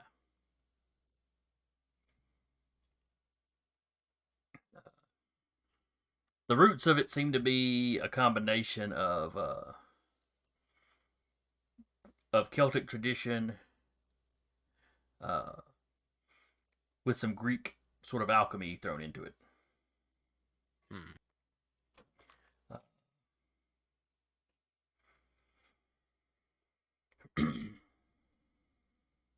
He can give you a formula that you can then go and have someone make, that will rouse them from their slumber, but may have unpleasant side effects. It may push them into their dotage earlier than would happen to them naturally. One of my friends, one of my Scion friends, is a healer. Would she be able to help mitigate the damage? This is a damage to their mind and their soul, so he's not certain. However, there are 2 people that you could seek out for help. Okay. Using the term people loosely. Oh God. One is the Greek panacea. So oh God was right. And the other is the Celtic. Let's see if I remember what her name was. Or if you can pronounce it, given it's a Celtic god deity.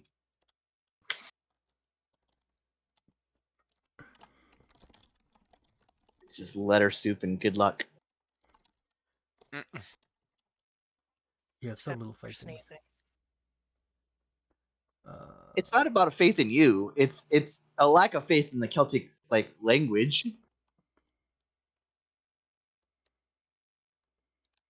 Bridget, I believe, is the one I'm looking for. So who are the 2 people we gotta look for or try to talk to? Bridget, a Celtic goddess. Mm-hmm. Goddess of healers, poets, smiths, childbirth, and inspiration. That's a lot of purviews.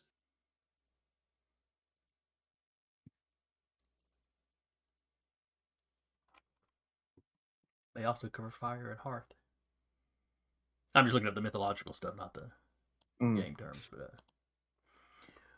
But where panacea is a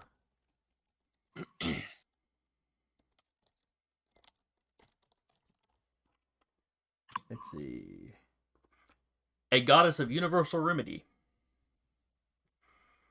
Her and her 4 sisters, who are all kind of healing deities, they all sort of fall under the auspice of Apollo. It's like each of them works in one facet of his kind of healing purview.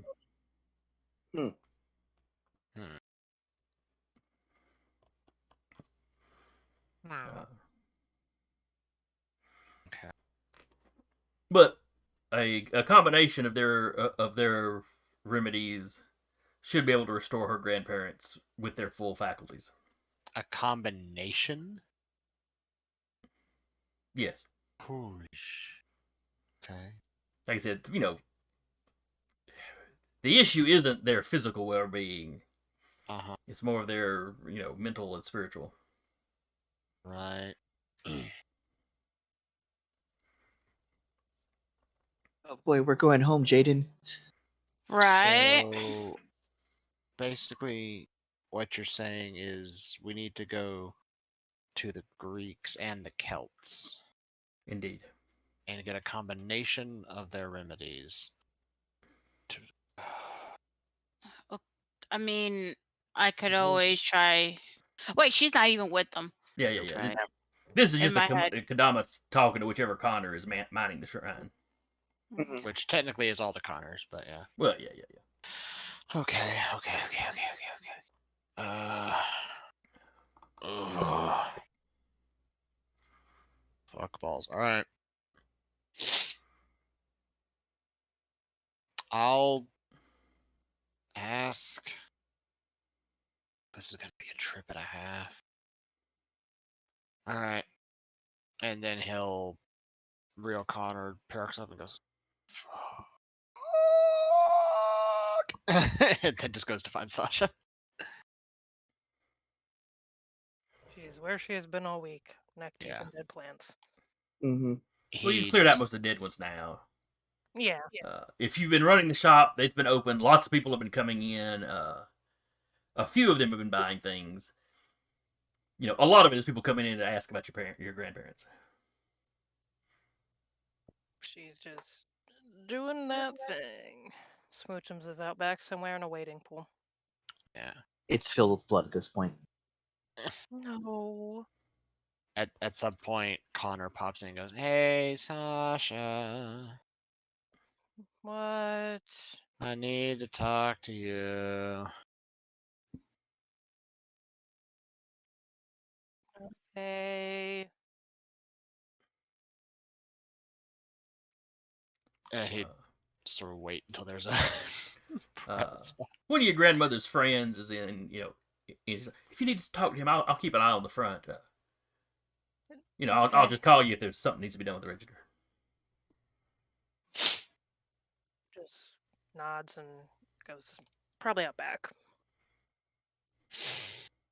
Switcher Okay. just laying there, his head on the edge of the kiddie pool, cracks one eye open when the door opens.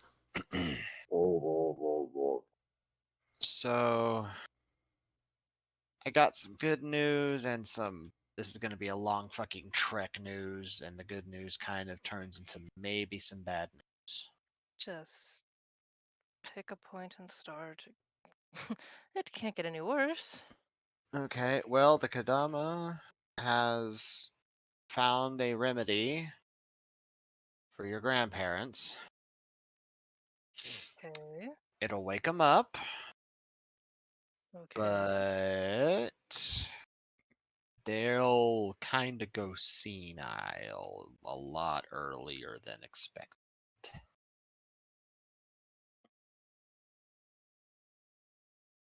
Okay. Other news is we go globetrotting again.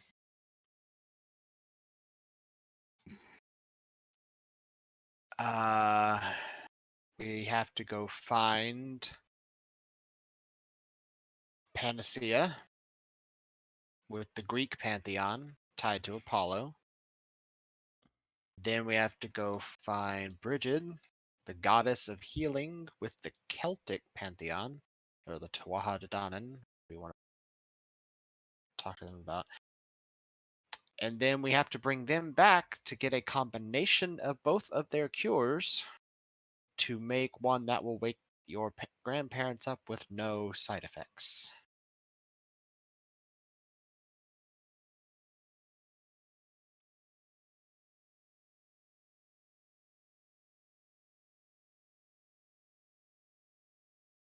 She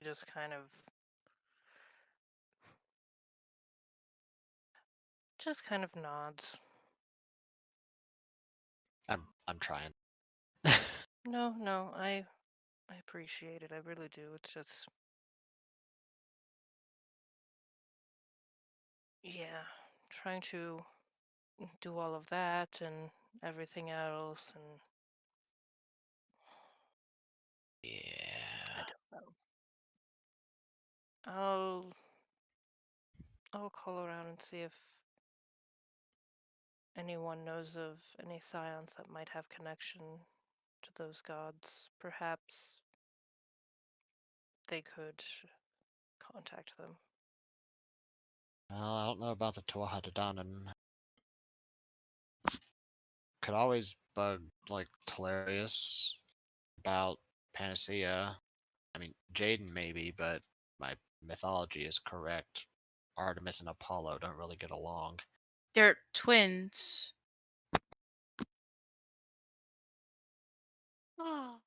They get along. This is Rappy out. They butt heads a lot, but they have a loyalty to each Yeah. other. They do. Because, twins. So, I mean, you do have that one story where Apollo tricks his sister into killing the one guy she kind of had the hots for. At least in some stories. In other stories, it's Gaia that took him out. She kind of like, you guys have done enough with all of this. I'm still at least on friendly terms with Penelope. I'll ask her if anyone in her band has a connection to those gods, or if she herself knows anyone that may have a connection to those gods. All right. I could also pass it back on to the Circle of the Impious. They do not have Or- contacts with any of those gods. Yeah. What about... She'll probably try and contact Pip and William again. Okay. You were given, I'm sure they would have given you a number to contact them. Yeah. Mhm. She'll try contacting Penelope and probably Pip and William. Okay, you get Pip without any trouble. His organization doesn't really have much to do with those deities. They're pretty focused on just the isles themselves.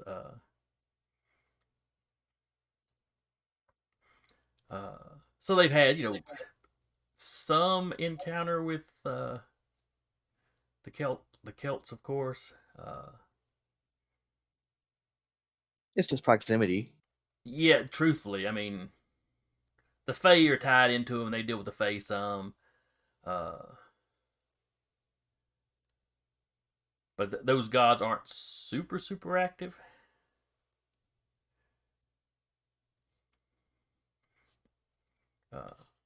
At least, he hopes he doesn't find out they are. He's still a little in shock just over the Morgan Le Fay thing.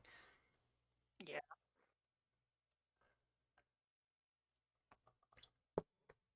But he will put the word out, and if anybody in his organization knows anything, he'll get back to you. But he doesn't sound like he's got high hopes. Yep.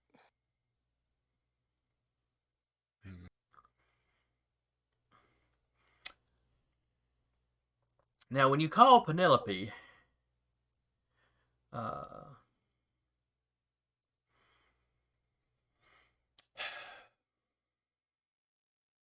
she seems a little surprised that you call. She does confirm that a couple of them have ties to the Greek pantheon, though not to Apollo or Panacea themselves. Everybody in this damn city got ties to Greek pantheon. watch one of them be Ares. I mean, he has fire, so I think I read correctly. I think fire is one of his things. I think the chick with the axe, it's her. I can't remember her name right now. Dixie. Yes, Dixie, yeah. Dixie. About to say that name is about as southern as you can get. Yeah, I forget where I said she was from. Texas, maybe? I forget. You said you never gave one, I think. Okay. But yeah, she's got a southern accent, so it's pretty obvious.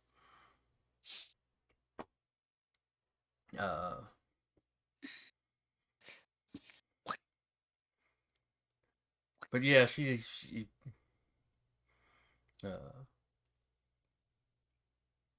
but yeah, none of them are tied to anybody that's, directly any more directly related than everybody in the Pantheon's related to each other. But, she is awfully sorry to hear about your parents, though, or grandparents, though. She says in a near monotone. Sasha's just like, yeah, I believe you. She doesn't actually say that. She'll say, "Thank you for your time. If you happen to hear of anyone that maybe have ties to those particular gods, send them my way if they don't mind." Well, yeah, if she hears anything, she'll let you know.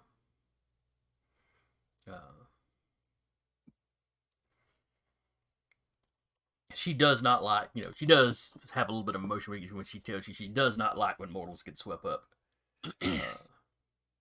Innocent bystanders essentially get swept up into this. All this, God Titan BS. Yep.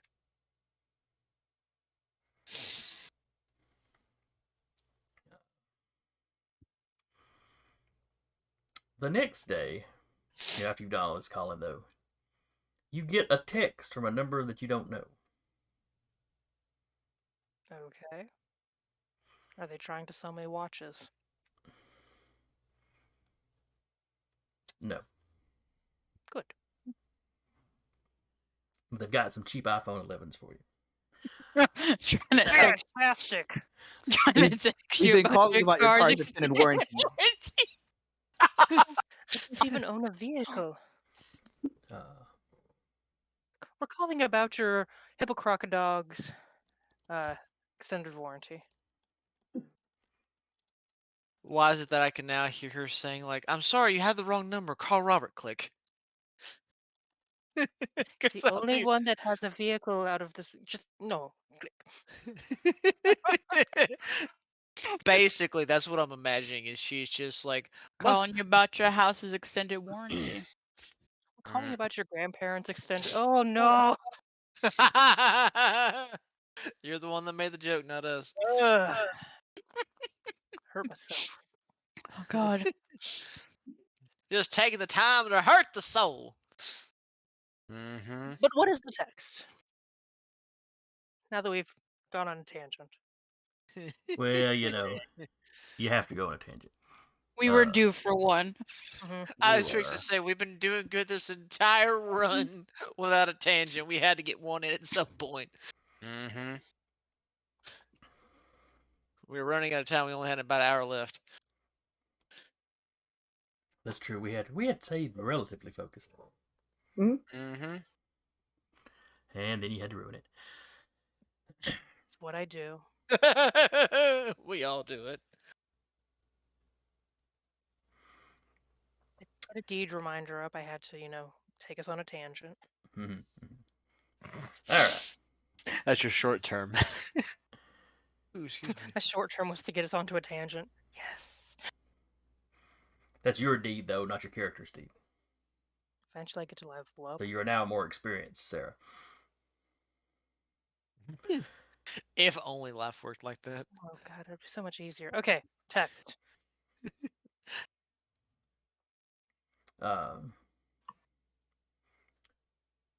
It just says she lost a child at Pompeii.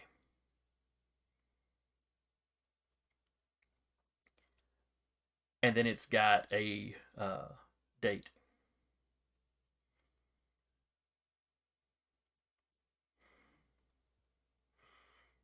It's like, let's see, what month would it be in game? But we'll say it's June, late June.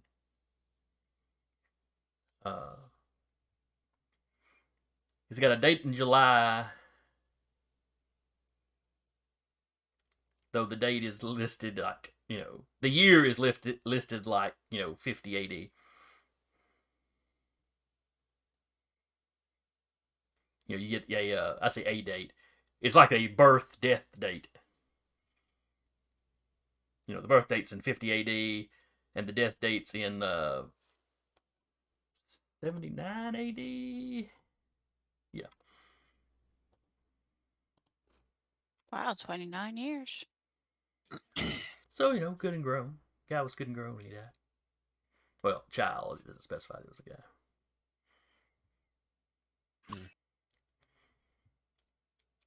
Now, Sasha's a fairly educated sword, isn't she? Yeah. She got that 4 in intellect, or she got that 4 in intellect. Does the date 79 AD mean anything to you? Well, she would know that's the eruption of Mount Vesuvius. All right. And the text specifically mentioned Pompeii. Yeah, she would have put that together and been like, okay, so they died in the eruption.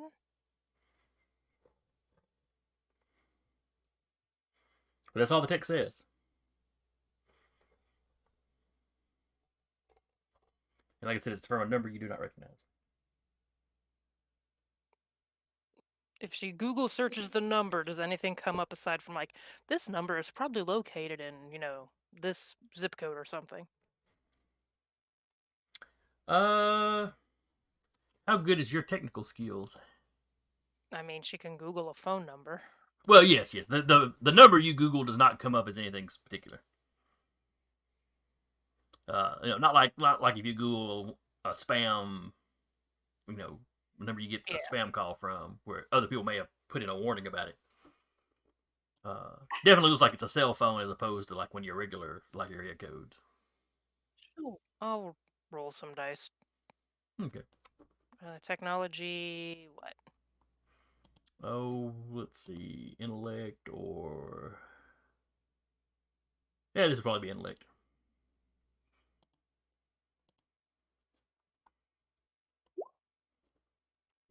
Two success, I'll take it. Oh, you managed to find out which cellular company it probably is, and it's one of those that kind of does the whole, by a minute, prepaid, by their minutes. Probably somebody using a burner phone. Okay, she'll still text it back and be like, "It's unfortunate for anyone to lose a child. Can I help in some way?"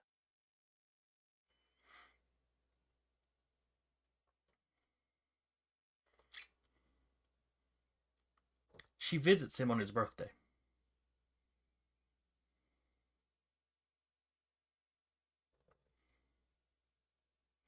What was the birthday listed as? Like the Or next was it week. just the year? It's like for the 2nd of July, we'll say.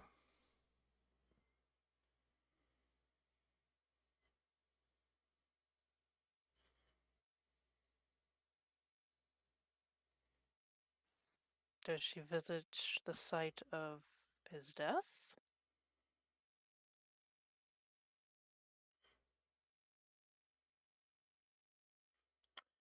You just get back, she visits him on his birthday.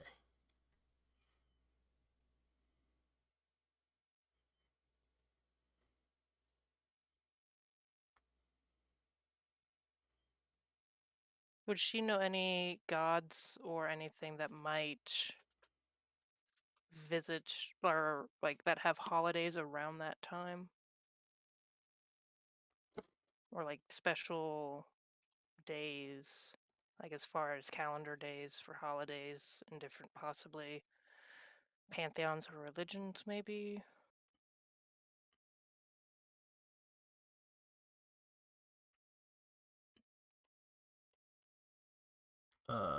I don't know any off the top of my head. And typing in Greek holidays around July just brings up Greek Orthodox stuff. Yeah.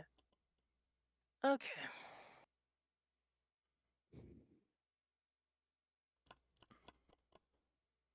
F it, she's gonna try calling the number, see what happens. Enough with this texting.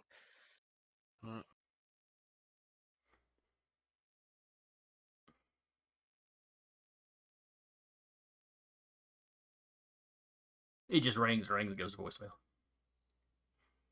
The number you have dialed is completely ignoring you. Don't leave a voicemail. They will not call you back. Okay.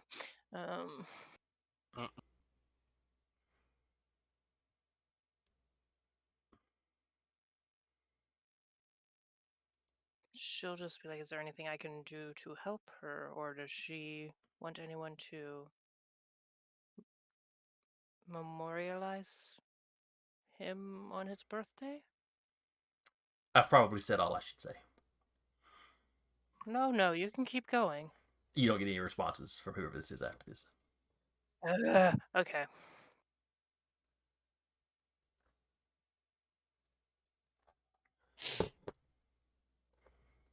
All right. Back to the shop. Mm. She'll bring it up next time they all meet up again, but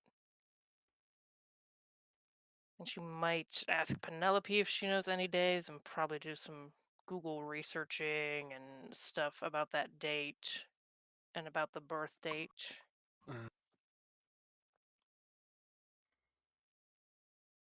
Okay. The date is nobody you talk to or any research you do shows that the date is anything special.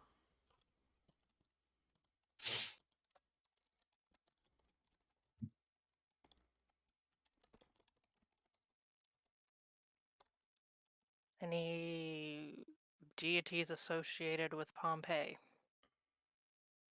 I mean, like specific deities.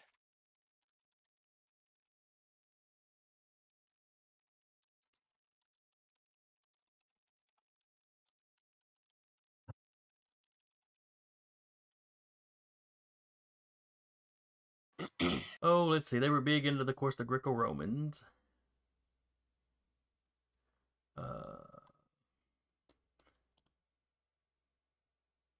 Venus was the patron deity of the city.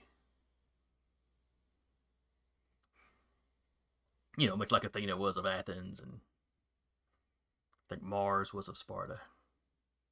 And Venus, I think, was more or less what, Aphrodite? Yes, Name? she's the Roman equivalent. Yeah.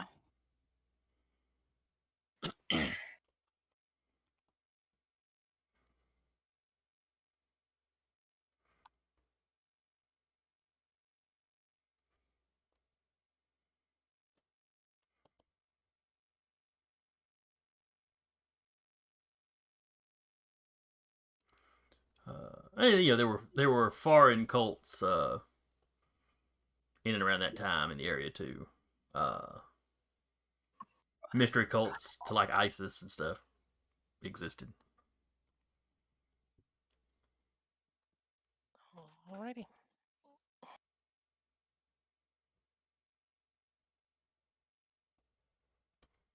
She is probably amazingly stumped, but if the group gets back together at some point, she'll bring it up. And if it gets close to that date without anything happening that possibly pushes them in that direction, she will look into booking a flight to that area. If you ever get back together and you bring it up, it's just like, why don't we just go now? Yeah, Jane's not taking any more classes this semester. I was being more active. She'd be like, because we all have our own problems. Yours Doesn't is our mean problem. we like they would argue, of course, with Sasha, but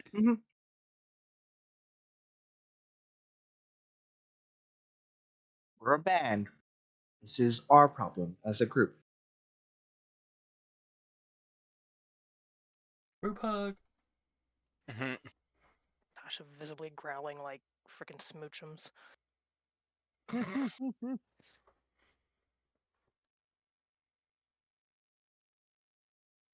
Look, you can be stubborn all you want about it, but you gotta face the fact. We all want everyone in the group to succeed without having to worry about, is my grandfather or grandmother ever going to speak again? Checked in with my mother. I know she's doing fine for the moment.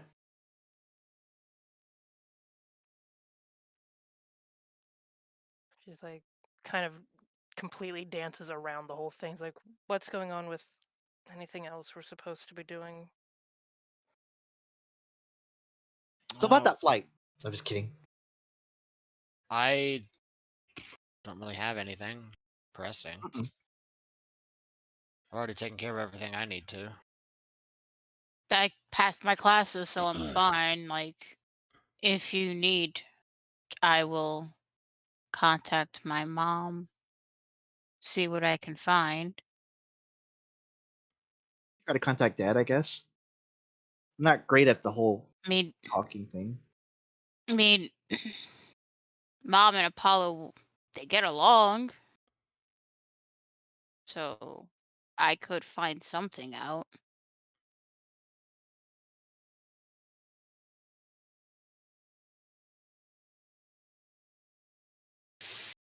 Hmm. So what are y'all planning to try? Gonna revolve back to you. Spotlight's on you.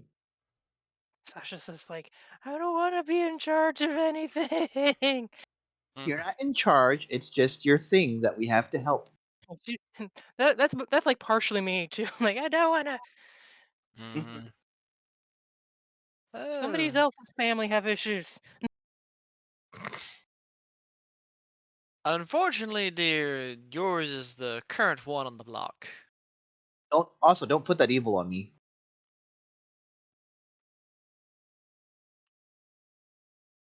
If you want to ask, go for it.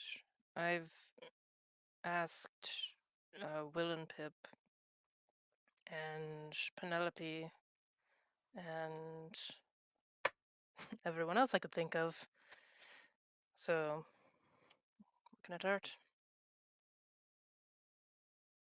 And ask us. Until just now.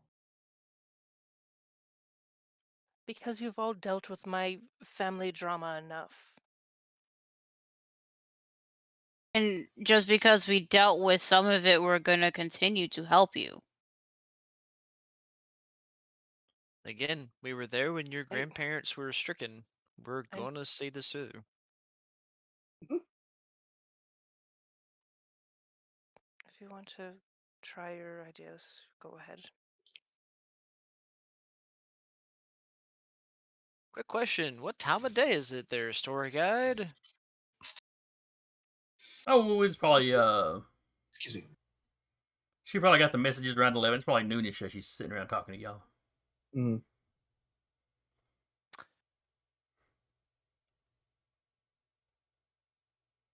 Robert would probably end up scratching his beard for a little bit and be like, I want to take a trip.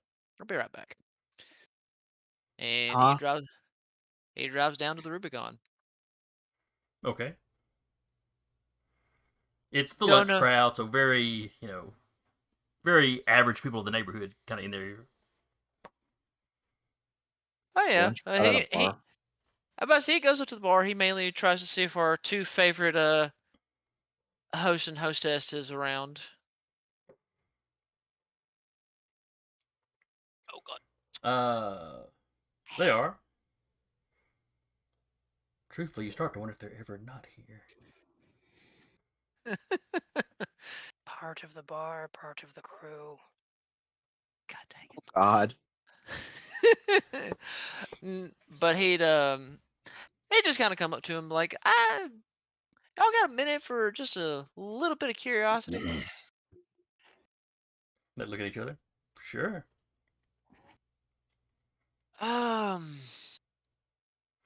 well, I need some information for a friend, and I'm curious to know if y'all might have any connections, or let alone just some information about particular goddess with the Celts, and one that I believe is the daughter of Apollo, at least one of four.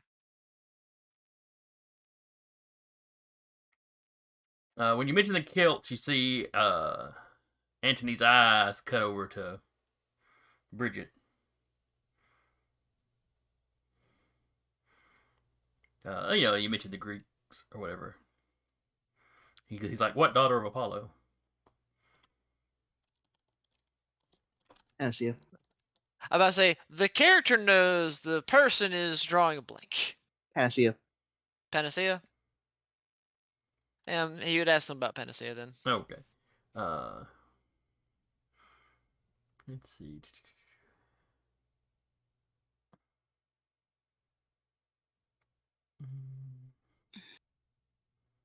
Yeah, they're like the granddaughter of Apollo. Yeah. Antony would correct you on who their parents are. You're like, oh, My apologies. I'm still not Oh, 100% good on the lore. he doesn't come at it from like he's angry or anything. Actually, you're wrong. Well, So he's actually the granddaughter of Apollo. But yeah, he's Well. familiar with who you're talking about. I mean, not in a I know them sort of way, but it's like, yeah, there were 4 goddesses that all worked in healing kind of under Apollo.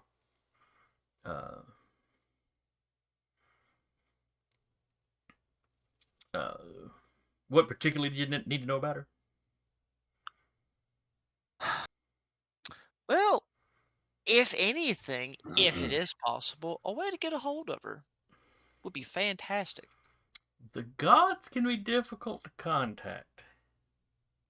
I mean, I understand some gods must be coaxed with, sacrifices in some shape or fashion. Sometimes a scion can be running around doing deeds in their parents' name for years before their parents will contact them after the initial visitation. Of that, I have no doubt. He's like, I've seen my father 3 times in my entire life.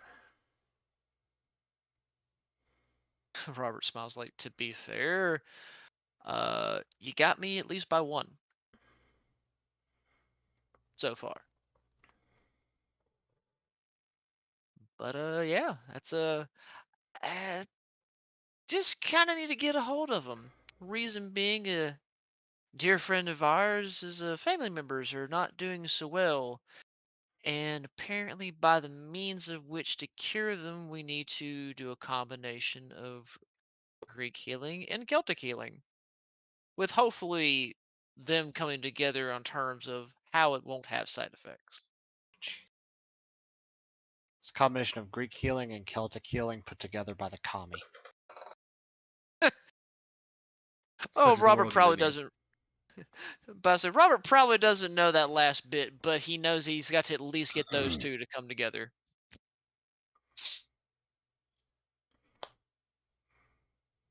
I know I'm calling in a big favor, and if there's something I can do to repay this in some shape or form, I'll happily do so. But he's like, let me ask around with some folks I know to see if I can find anything useful.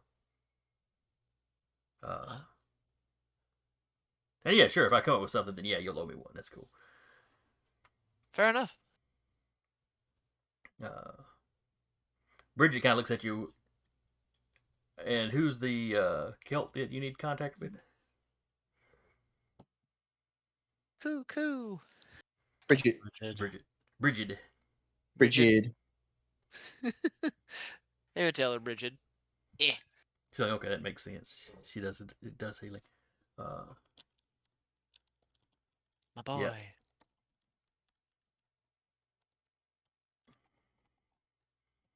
Yeah. But yeah, she basically says, yeah, I don't really have anything to do with the Celtic gods per se. Just named after one. It's fine. Well, Bridget is not exactly a rare name these days. No, it's not.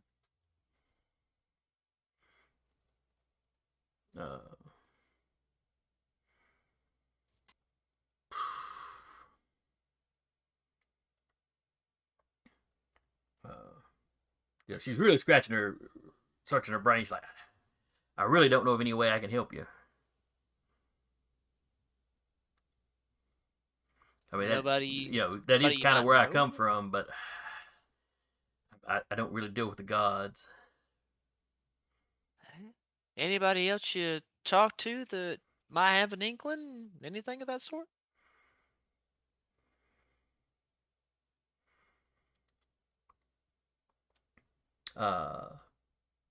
Anthony speaks up. Sounded just mildly agitated. Look, man, she told you she can't help. He kind of backs up like, my apologies. Again, just really want to help my friend out. That's all. And Bridget kind of puts her arm in his hand like, hey, calm down.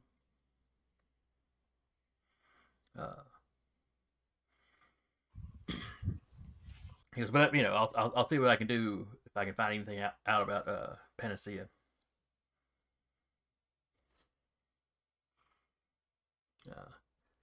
I don't know if I can get in touch with Dad. Maybe I can get in touch with my namesake though.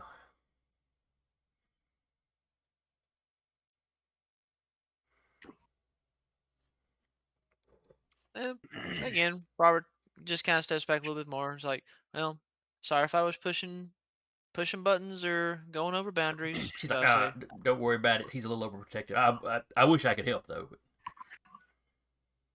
I know. Again, I'm looking to all resources that we have for information. But I say, I know we don't come and bother y'all too often, so I didn't think it could hurt to just try. But she's like, oh yeah. I'm sure Anthony will find something for you. I greatly appreciate it. And if there's something I can do to repay where I stepped over boundaries, let me know. Oh, don't worry about it. But if I ever need a favor, I'll look you up. And he smiles and just kind of gives a polite wave, like, well, if y'all need anything, or when y'all find something, I believe y'all have my number. All right. So what is And the band? You retreat back out.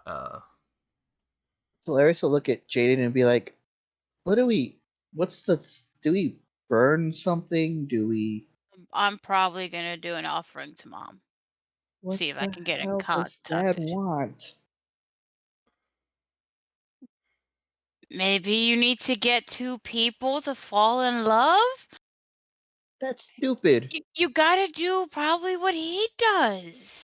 Sasha's just in the corner, just like face palming, just like Well, what did you do to talk to a set? sacrifice things of importance to me. Sand that I had brought in from home, some of my hair, blood. That's hardcore. Egyptians, yo. Yeah. but here for But religion, I offer you a cat. well, I'm gonna go head out. I'm gonna go try to sacrifice something. And I will run over to where she takes her students to. Okay. And she has Heavenly Stride now, so she's just gonna pop on down that way. Two people who have mocked Jesus. All right. So you run across the bridge, across the lake, or just run across Yes. the lake, I guess. Mm-hmm. Or actually, it's not the stride. Isn't what gives Connor that? That's the mega or the epic Dexterity. dexterity. Yeah.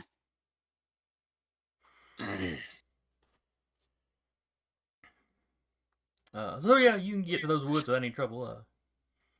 Do you go to the apple grove? Near the apple grove. Okay. She'll probably take down a deer, a doe, and put it as an offering to try to see if she can summon her mother. You perform this sacrifice. You wait for a little while.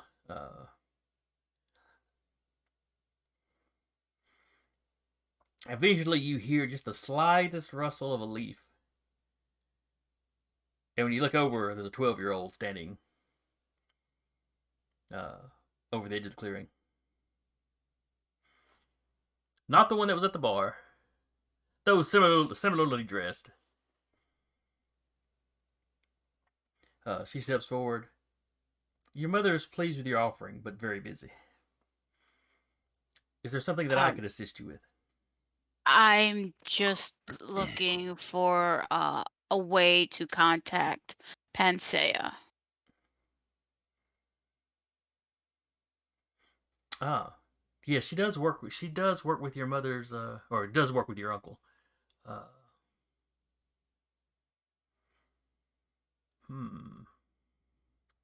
She travels a lot.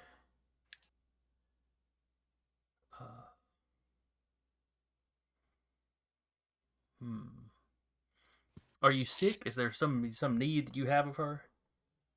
One of my band members, her grandparents, they live, but they don't live. They're just going through the motions of life. That sounds like most mortals. One of Smith's people did something to her grandparents, and they're just kind of there. Oh, they were bespelled in some way. I see. Yes. And But the men- commie had told one of my band members that we needed Panacea, something from Panacea and something from Bridget. Combination of the two items, then it'll heal her grandparents.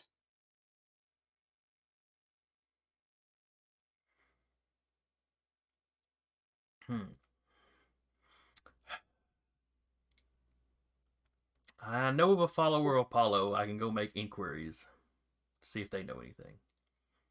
I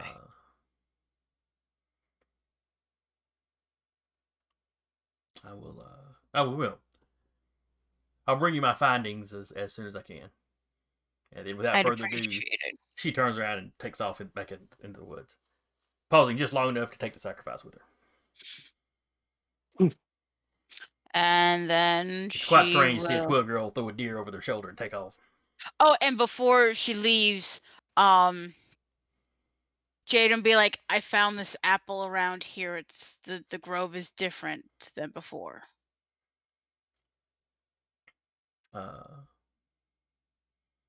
Oh yes, the Earth Mother was here. Okay. I can still feel her presence. Or the mark of her passage. Mm-hmm. And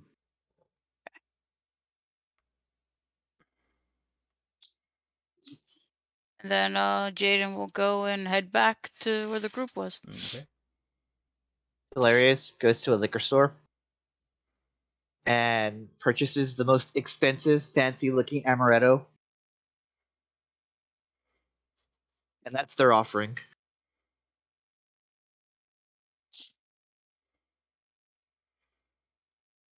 Where do you make your offering at? I mean, where do you leave it? In their apartment. They'll like not hastily because they're trying to get it over with, but like hastily that like I don't know how this shit works. They just like take a corner of their one of the kitchen islands and just like It's like temporary shrine. it's like covered with cheesecloth and it says for dad. Written in crayon with a heart. The R is backwards. Pluck one of your little feathers and just put it right there on top as a little. Yeah. I'm just picturing the cheesecloth, and then he's got like a hand-drawn picture of like him and his dad, somewhere. It's like holding hands. A few hours pass, and you keep glancing in the kitchen, you don't see nothing. You keep glancing in the kitchen, you don't see nothing. Samuel, I swear to God, if you touch that, I will fight. Oh, kid, please! I am not touching an offering to a god. That's how you get turned into, spiders or Medusas or God knows what. Making sure. I like your dad. He's a friend and all. But he also holds a grudge. No worries. Not when there's a liquor store down the corner. That's where I got it from. You can just grab another bottle.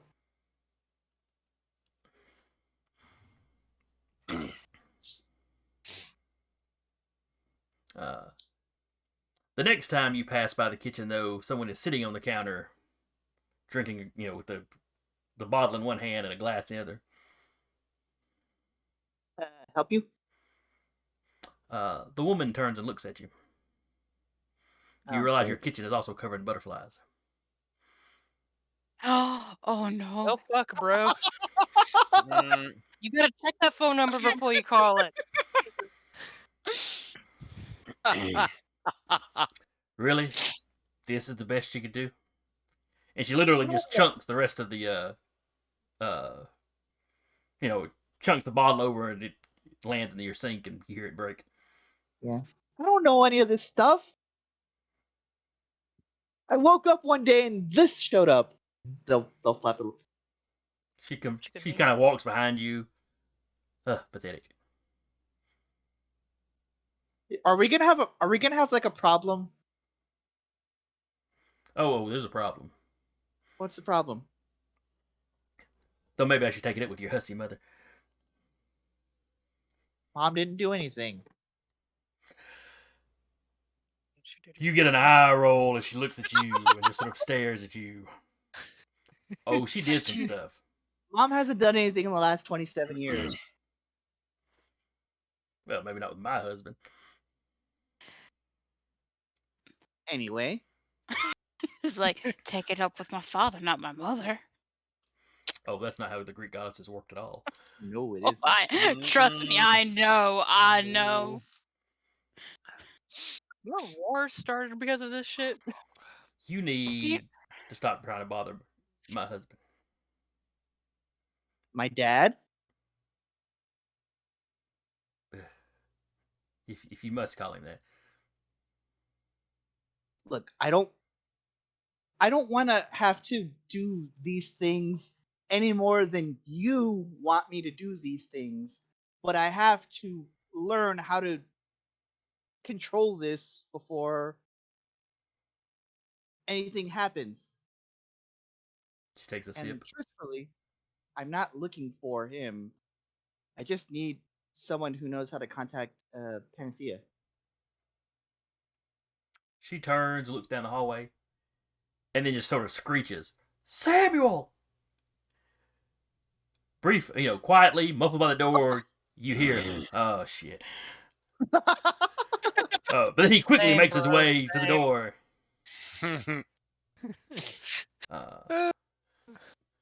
Ow. My lady, it's so good to see you. And then she just lays into him about how he's not teaching you, obviously has not been teaching you crap. Talks about, trying to summon her husband with cheap liquor. That was not cheap. And Samuel's kind of like, well, yeah, he's pretty fond of that stuff, actually,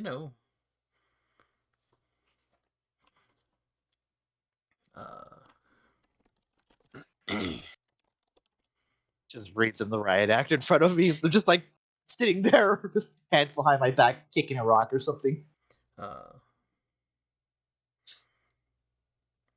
Samuel is, he doesn't look like he's scared of her, like she's going to do something to him, but he's definitely nervous about the situation. And as he's talking to her, he's slowly working his way around, like he's trying to get between the two of you. Slowly take a step back. Give the man his space, or half a man his space.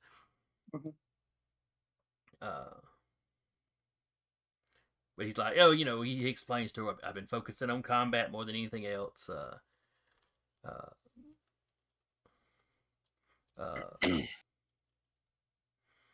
Yeah, I should have, talked to him about how, busy the deities are. He's just kind of saying whatever to try to calm her down.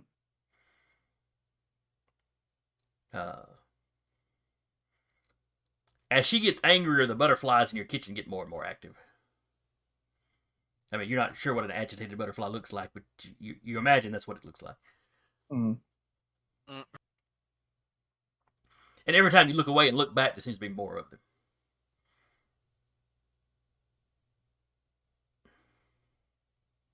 At some point, while they're going at it with each other, it's like a heated discussion, yeah.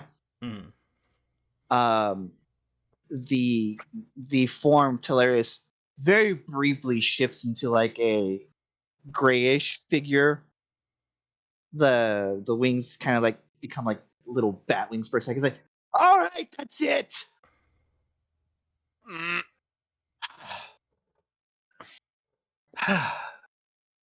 I won't call him anymore if that's what it is. If If that's all this is, then I just won't call him anymore. I'll figure this shit out on my own.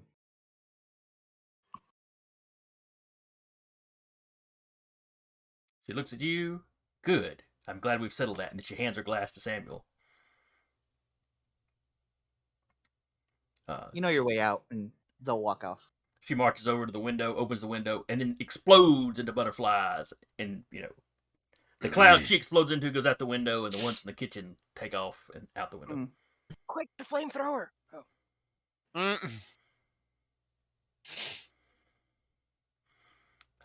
Samuel just kind of stands there for a minute. Walks over, shuts the window. Rinses the glass out. Well, that went a lot better than I thought it would. Whew. Not every day you get to yell at a god. Not every day you get to do that and survive. She's going to hold you to that, not calling your dad, though. That's fine. It's not like he answered anyway. Well, she may have answered the phone for him, so to speak.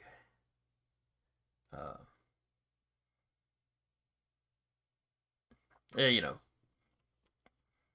I know it don't seem like it all the time, but your pop and folks like him, they are awfully busy. Busy to them is weird, and I'm still figuring that out.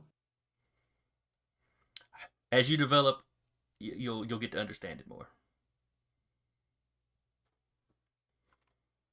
What's a good place?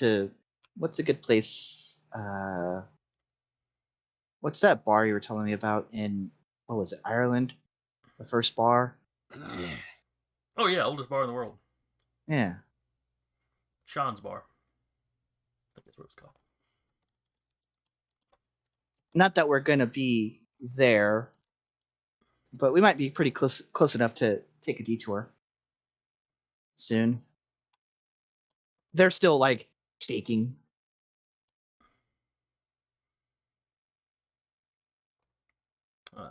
Oh yeah, I can get you the address. I'll get you a mug or something from there. That'd be great. Haven't been by there in ages. And he spends the rest of the day kind of being overly cheerful around you, like he's trying to cheer you back up. It'll eventually work. So the bat thing you did was kind of weird, there. I don't know. Like, it wasn't just the bat wings, it was like their skin turned like bluish. They grew fangs, claws.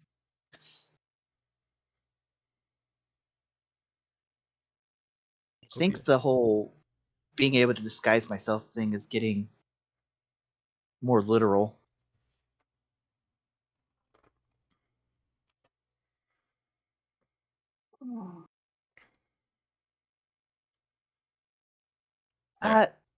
Sam, just real quick. Mhm. Gods, they need people. Do they need people to believe in them, or do they just exist? Oh, they just exist. Some of the old ones, like Gaia, they existed way before people. Alright. If you have a chance to talk to her, ask her about dinosaurs. She had a lot of fun playing with those designs. Apparently, she was here in Olympus, Nebraska. Really? Huh. Yeah, I mean, she can pop up anywhere. I wonder what's drawing her here. no idea. And there'll be a knock on Talarius's door. It's like a spare butterfly. Just. I'll open it. So how did it go? Were you able to talk to at least somebody that works for your father? Sort of. I don't know if she would appreciate me referring to that relationship as a working relationship.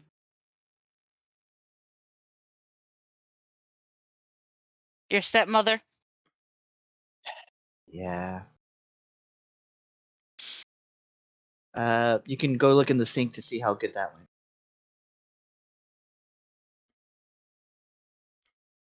I can figure. From the couch, Well, from the TV, you hear Samuel. We're all alive, so it went fine. I talked to one of Mom's nymphs, and she said she'll get back to me with information. I'm glad one of us had a successful venture. My mother's a forever virgin, so that's a perk to me. If I had like another deity as my parent, it might have went just as well as yours did. I had to promise not to try to contact Dan ever again.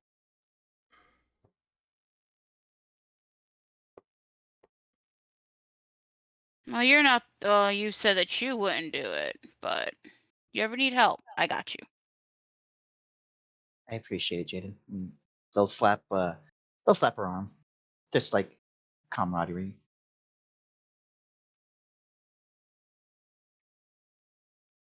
I'm sure this has worked out in Stories of Gods a bunch of times. Where it's like, oh, you can't do it, but someone else can.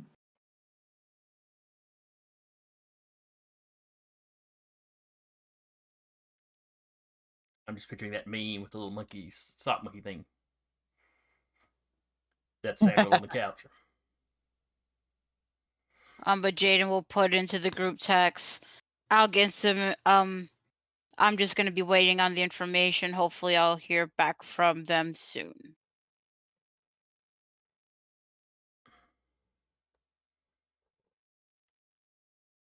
And in another day, she gets back with you. She just shows up at your apartment.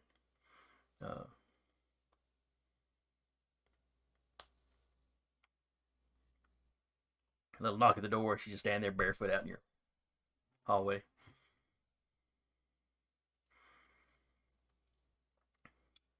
So, according to my contact, Panacea goes, well, not missing, but she takes some time off this time every year, around this time every year. My contact doesn't know what she does, but it's apparently a pretty regular thing. Just for a few days. Always at kind of the end of June, beginning of July.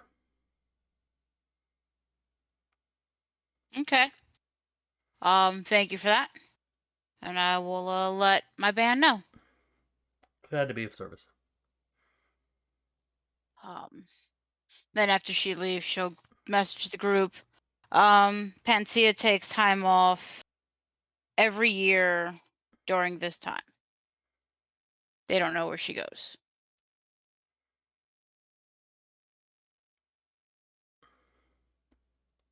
Sasha, looking at her phone, like sliding her hand down her face. Road trip to Pompeii? It's as good a place as any. We'll have to actually take planes this time, so that'll be novel. Get some more stuff. Or whoever. If only y'all had a working door here in Nebraska. Oh well. Sasha, I was gonna ask if Sasha could like look into that. I don't know. Figuring out how to operate is a lot easier than figuring out how to piece it back together. Yeah, but she would probably like that would be like a. How long of a long-term goal would that be? I wouldn't put it down as my long-term goal quite yet. Okay. All right, so y'all start arranging passage to Greece. Yeah. Oh, excuse me, not Greece, Italy. Pompeii's in Italy. Italy, yeah.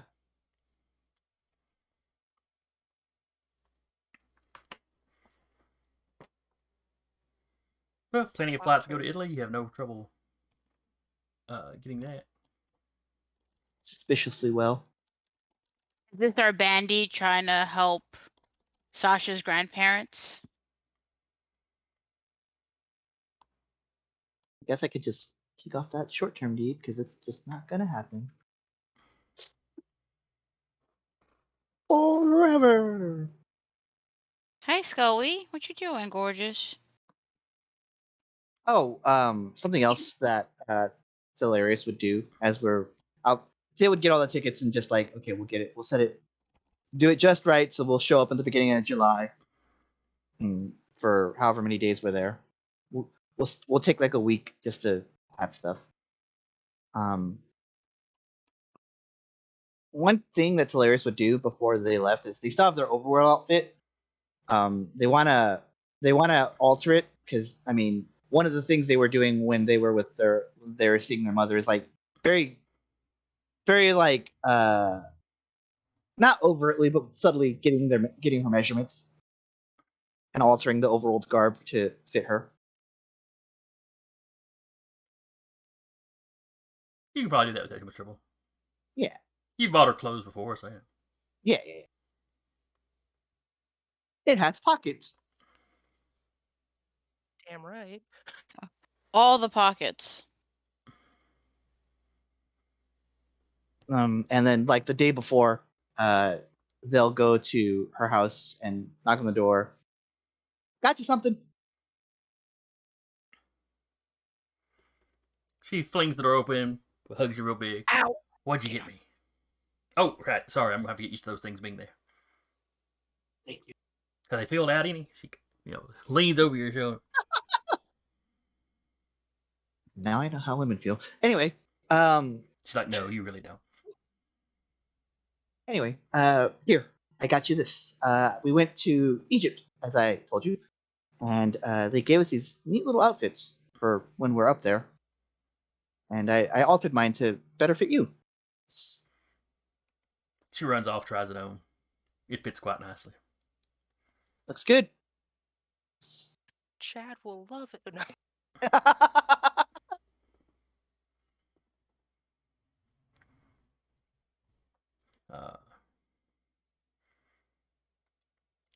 She starts pulling out, jewelry and other stuff she thinks will go along with it well. Yeah. Take your time with that, Mom. We're gonna be in Italy in the beginning of July. It's like, We're- what's going on in Italy?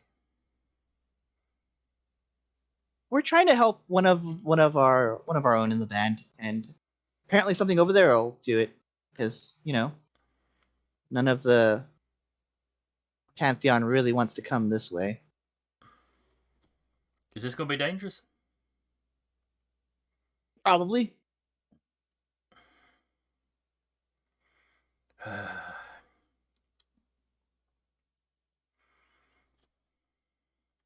She walks up, kind of. Oh God. I've got my band. They're really good people. I know. And that Connor boy is nice and muscly.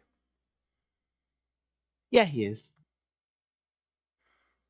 But you take care of yourself. You be safe. I've learned a few new tricks. I think we should be fine. We'll keep each other safe.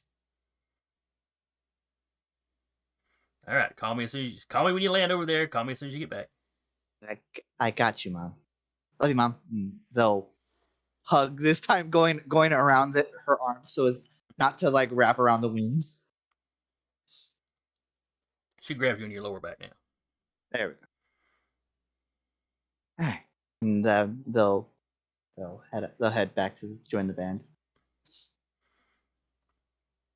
All right. So you book your flight. Sailing. Connor, have you got any instructions for your guys while you're out of town again?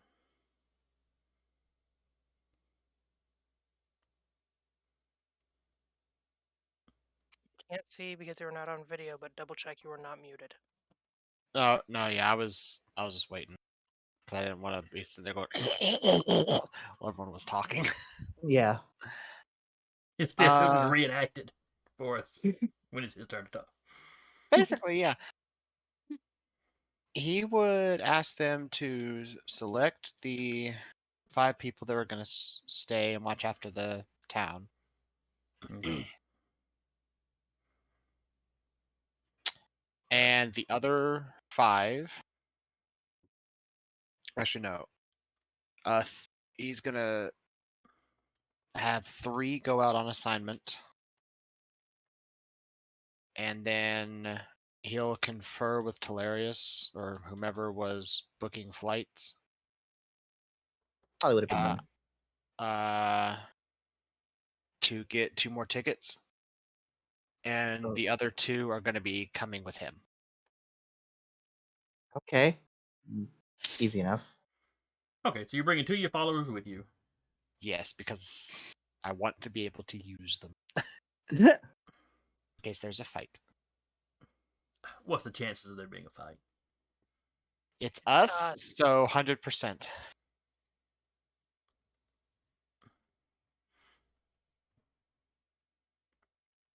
All right, so you book your tickets without any trouble. Your tickets, your guys' tickets. hmm Uh, I'm gonna give them coach seats. Is that fine? Yeah, that's fine. Okay. for them, it's a business trip. Yeah. Do you bring Samuel? Yes, I do bring Samuel. He's not excited. He fair. hasn't been to Italy for a while. He missed the other one for reasons.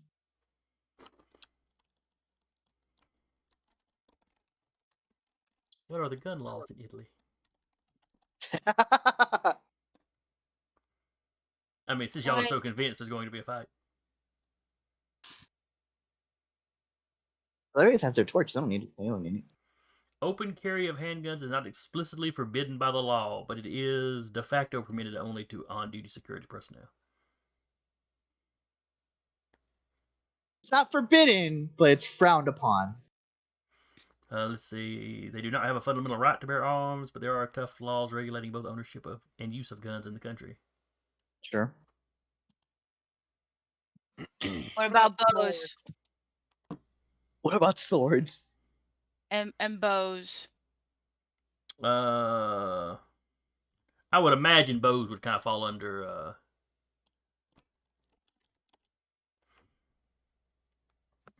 more sports, hunting, fishing kind of stuff. Swords is like dramatic reenactments. Sasha, yeah, totally gonna dramatically reenact something. And yeah, swords, as long as you're not waving them around, they're not going to do much about that. Yeah, she will have purchased like a long vest or coat explicitly for wearing when she's got the sword on her.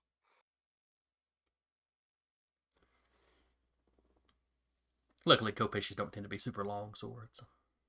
Yeah. Mm-hmm.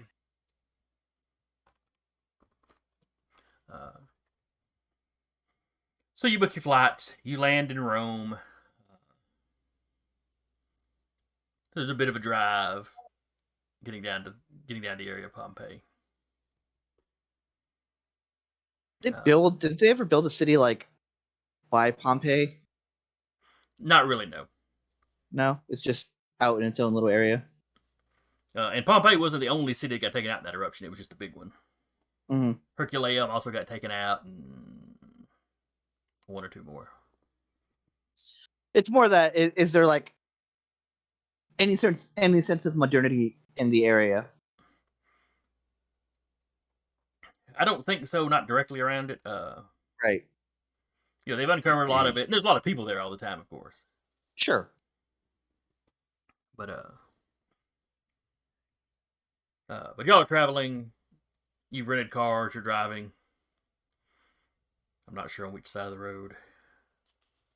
The correct side. Yes, that's the good way to put it. The correct side of the road.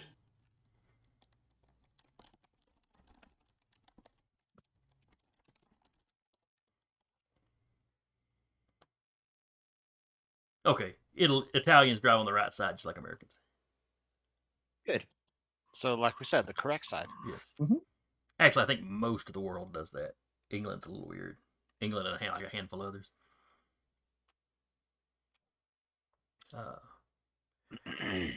You're about an hour away from the site. When you hear there's an odd noise, and then one of your tires just kind of thump, thump, thump, thump, thump, thump, thump. Oh, that's lovely. Flat much? Yeah, not like it gradually went down, like it just blew out. It Car jerks a little bit, but you don't know. Whoever's driving doesn't have any trouble. Who is driving? Robert probably. The only one with the license.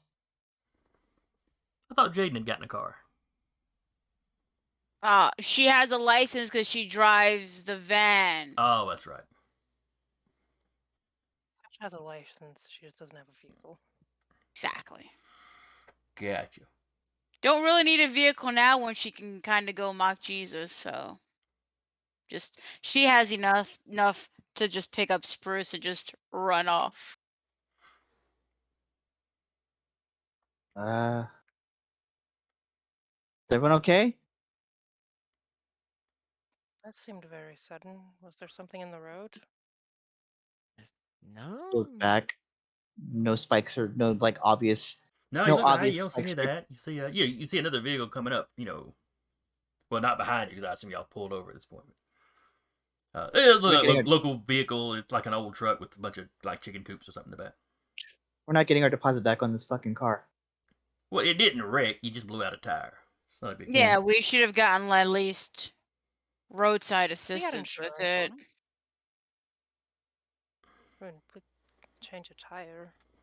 I mean, I assume Robert can just like use his finger to just like screw out the bolts or whatever to get the tire out. Well, he just reached out and he doesn't screw them though, like real casual. Yeah. Just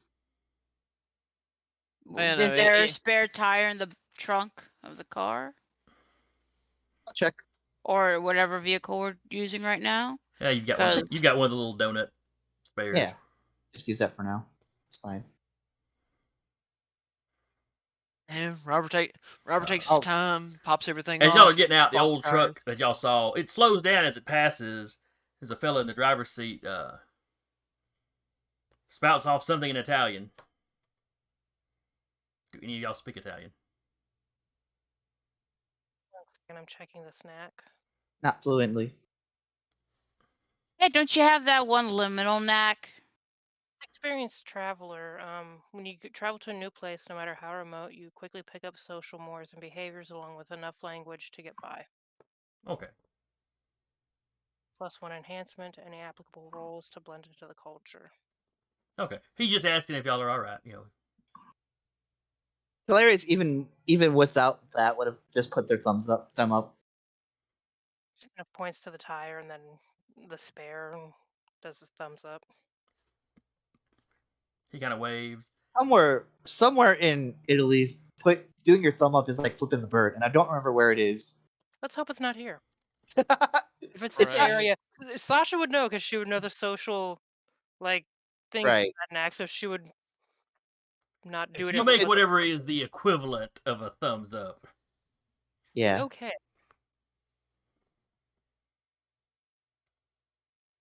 I don't remember where I read that, but that was like funny. It's possible. Hand gestures are not universal. Right. They are not. Like, I don't remember where it is, but like the OK symbol, like, in the US, you're like, okay, like with your one hand. Yeah. That's saying asshole somewhere else. Yep. The piece I learned sign that. I is learned that. a little hinky. Yeah. But yeah, it's hilarious. So put the tire. Check the tire. Make sure it has air in it, or check the donut rather to make sure it has something to write on. How tore up is the tire? Does it look like just a puncture, or Uh, Does it look like someone hit it with a sniper rifle? no, Arrow? no. Butterfly? It looks like something hit it in the side though, and it blew out.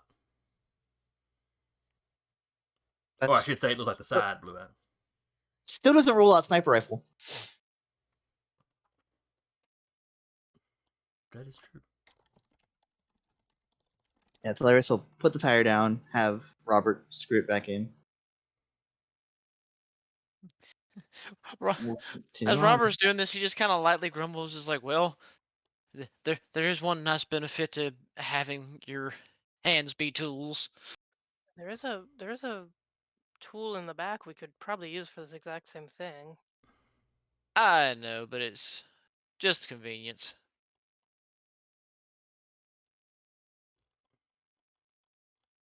I have something cursed that I'll share with you all after session. Hey, But anyway, I assume we continue on. then the other Well, y'all start tires. changing the tire, and you're kind of in, there's kind of a hilly area leading up to Mount Vesuvius, of course. You hear a roar from over the hill, road, your truck or your vehicle rather, and like a little hill. Mm-hmm. You hear some sort of roar from the other side of the hill. Animal roar or like nature roar? Sounds remarkably like a lion. That tracks. As Robert's driving, he's gonna be like, "Please tell me that didn't sound like what I think it No, did." this is while y'all are changing the tire. Oh, even better. You've got like 3 of the lug nuts off. Roar. Ah, crap. All right, hold on. Gentlemen, and Connor will gesture to the other two as he pulls the staff out, twirls it, extends it. They both go for their handguns because the really fancy stuff, ARs or whatever, that you'd have had trouble getting in the country. Yeah. But they've got pistols Oh, because they're yeah. registered as security personnel, so that's easily allowed. Mm.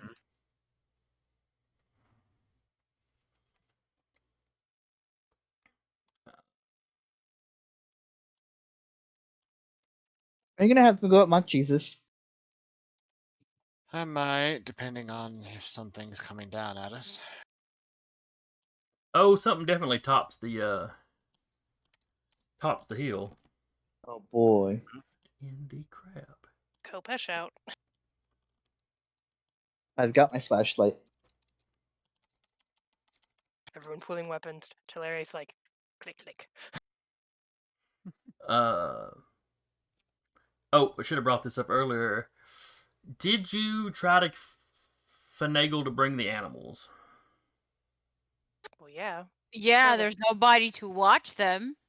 So that's my emotional support. Connor's Crocodile, got lion, folks that could hippo. watch it. He does, actually. Yeah, Connor's like also like Spruce's angry head wouldn't take a bite. It might. Well, It might. Connor also being like the divine authority can just like wave through the red tape that it for like packing animals. Sir, you don't understand. That's their emotional support, Cerberus and Crocodile, hippo. Basically. Mm-hmm.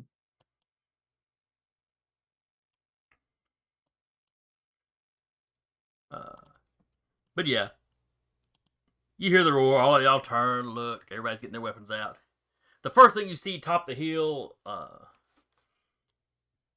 is a goat's head. No. Oh, great. Are you throwing a Ah. chimera at us? Yes. Maybe. Okay. Just maybe? Just Or is it maybe. just a very liony goat? No, it's a probably really a little whiny more. Another lion head crests. It's a Well, the with a goat- lion pool. Then you see kind of a snake come up, and then the lion's head. You see, at this point, you see Robert have his pistol. He's done spun the chamber. He's like, "Welp, we're about to have a fun time, aren't we?" Only if it Like attacks it. first.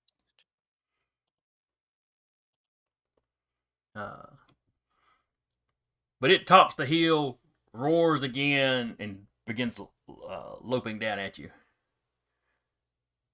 Like aggressive lope? Oh, it's So, yeah, nine. So is this like a full lion after sprint? an antelope. Okay. Okay, yeah, aggressive. It's got a clear look of I have spotted my prey. Connor just glances back at the two men that follow him and was like, well, welcome to my everyday life. Is Are you it gonna- is it too late to put in my resignation? Hilarious points at the flashlight like Gale, and then fires off a beam. Yeah. Hold on to that for a week. We'll do it I tomorrow. was next about week. So to yes, say, y'all are all tomorrow. bracing for it. Chimera is racing down towards you. Dramatic fade out.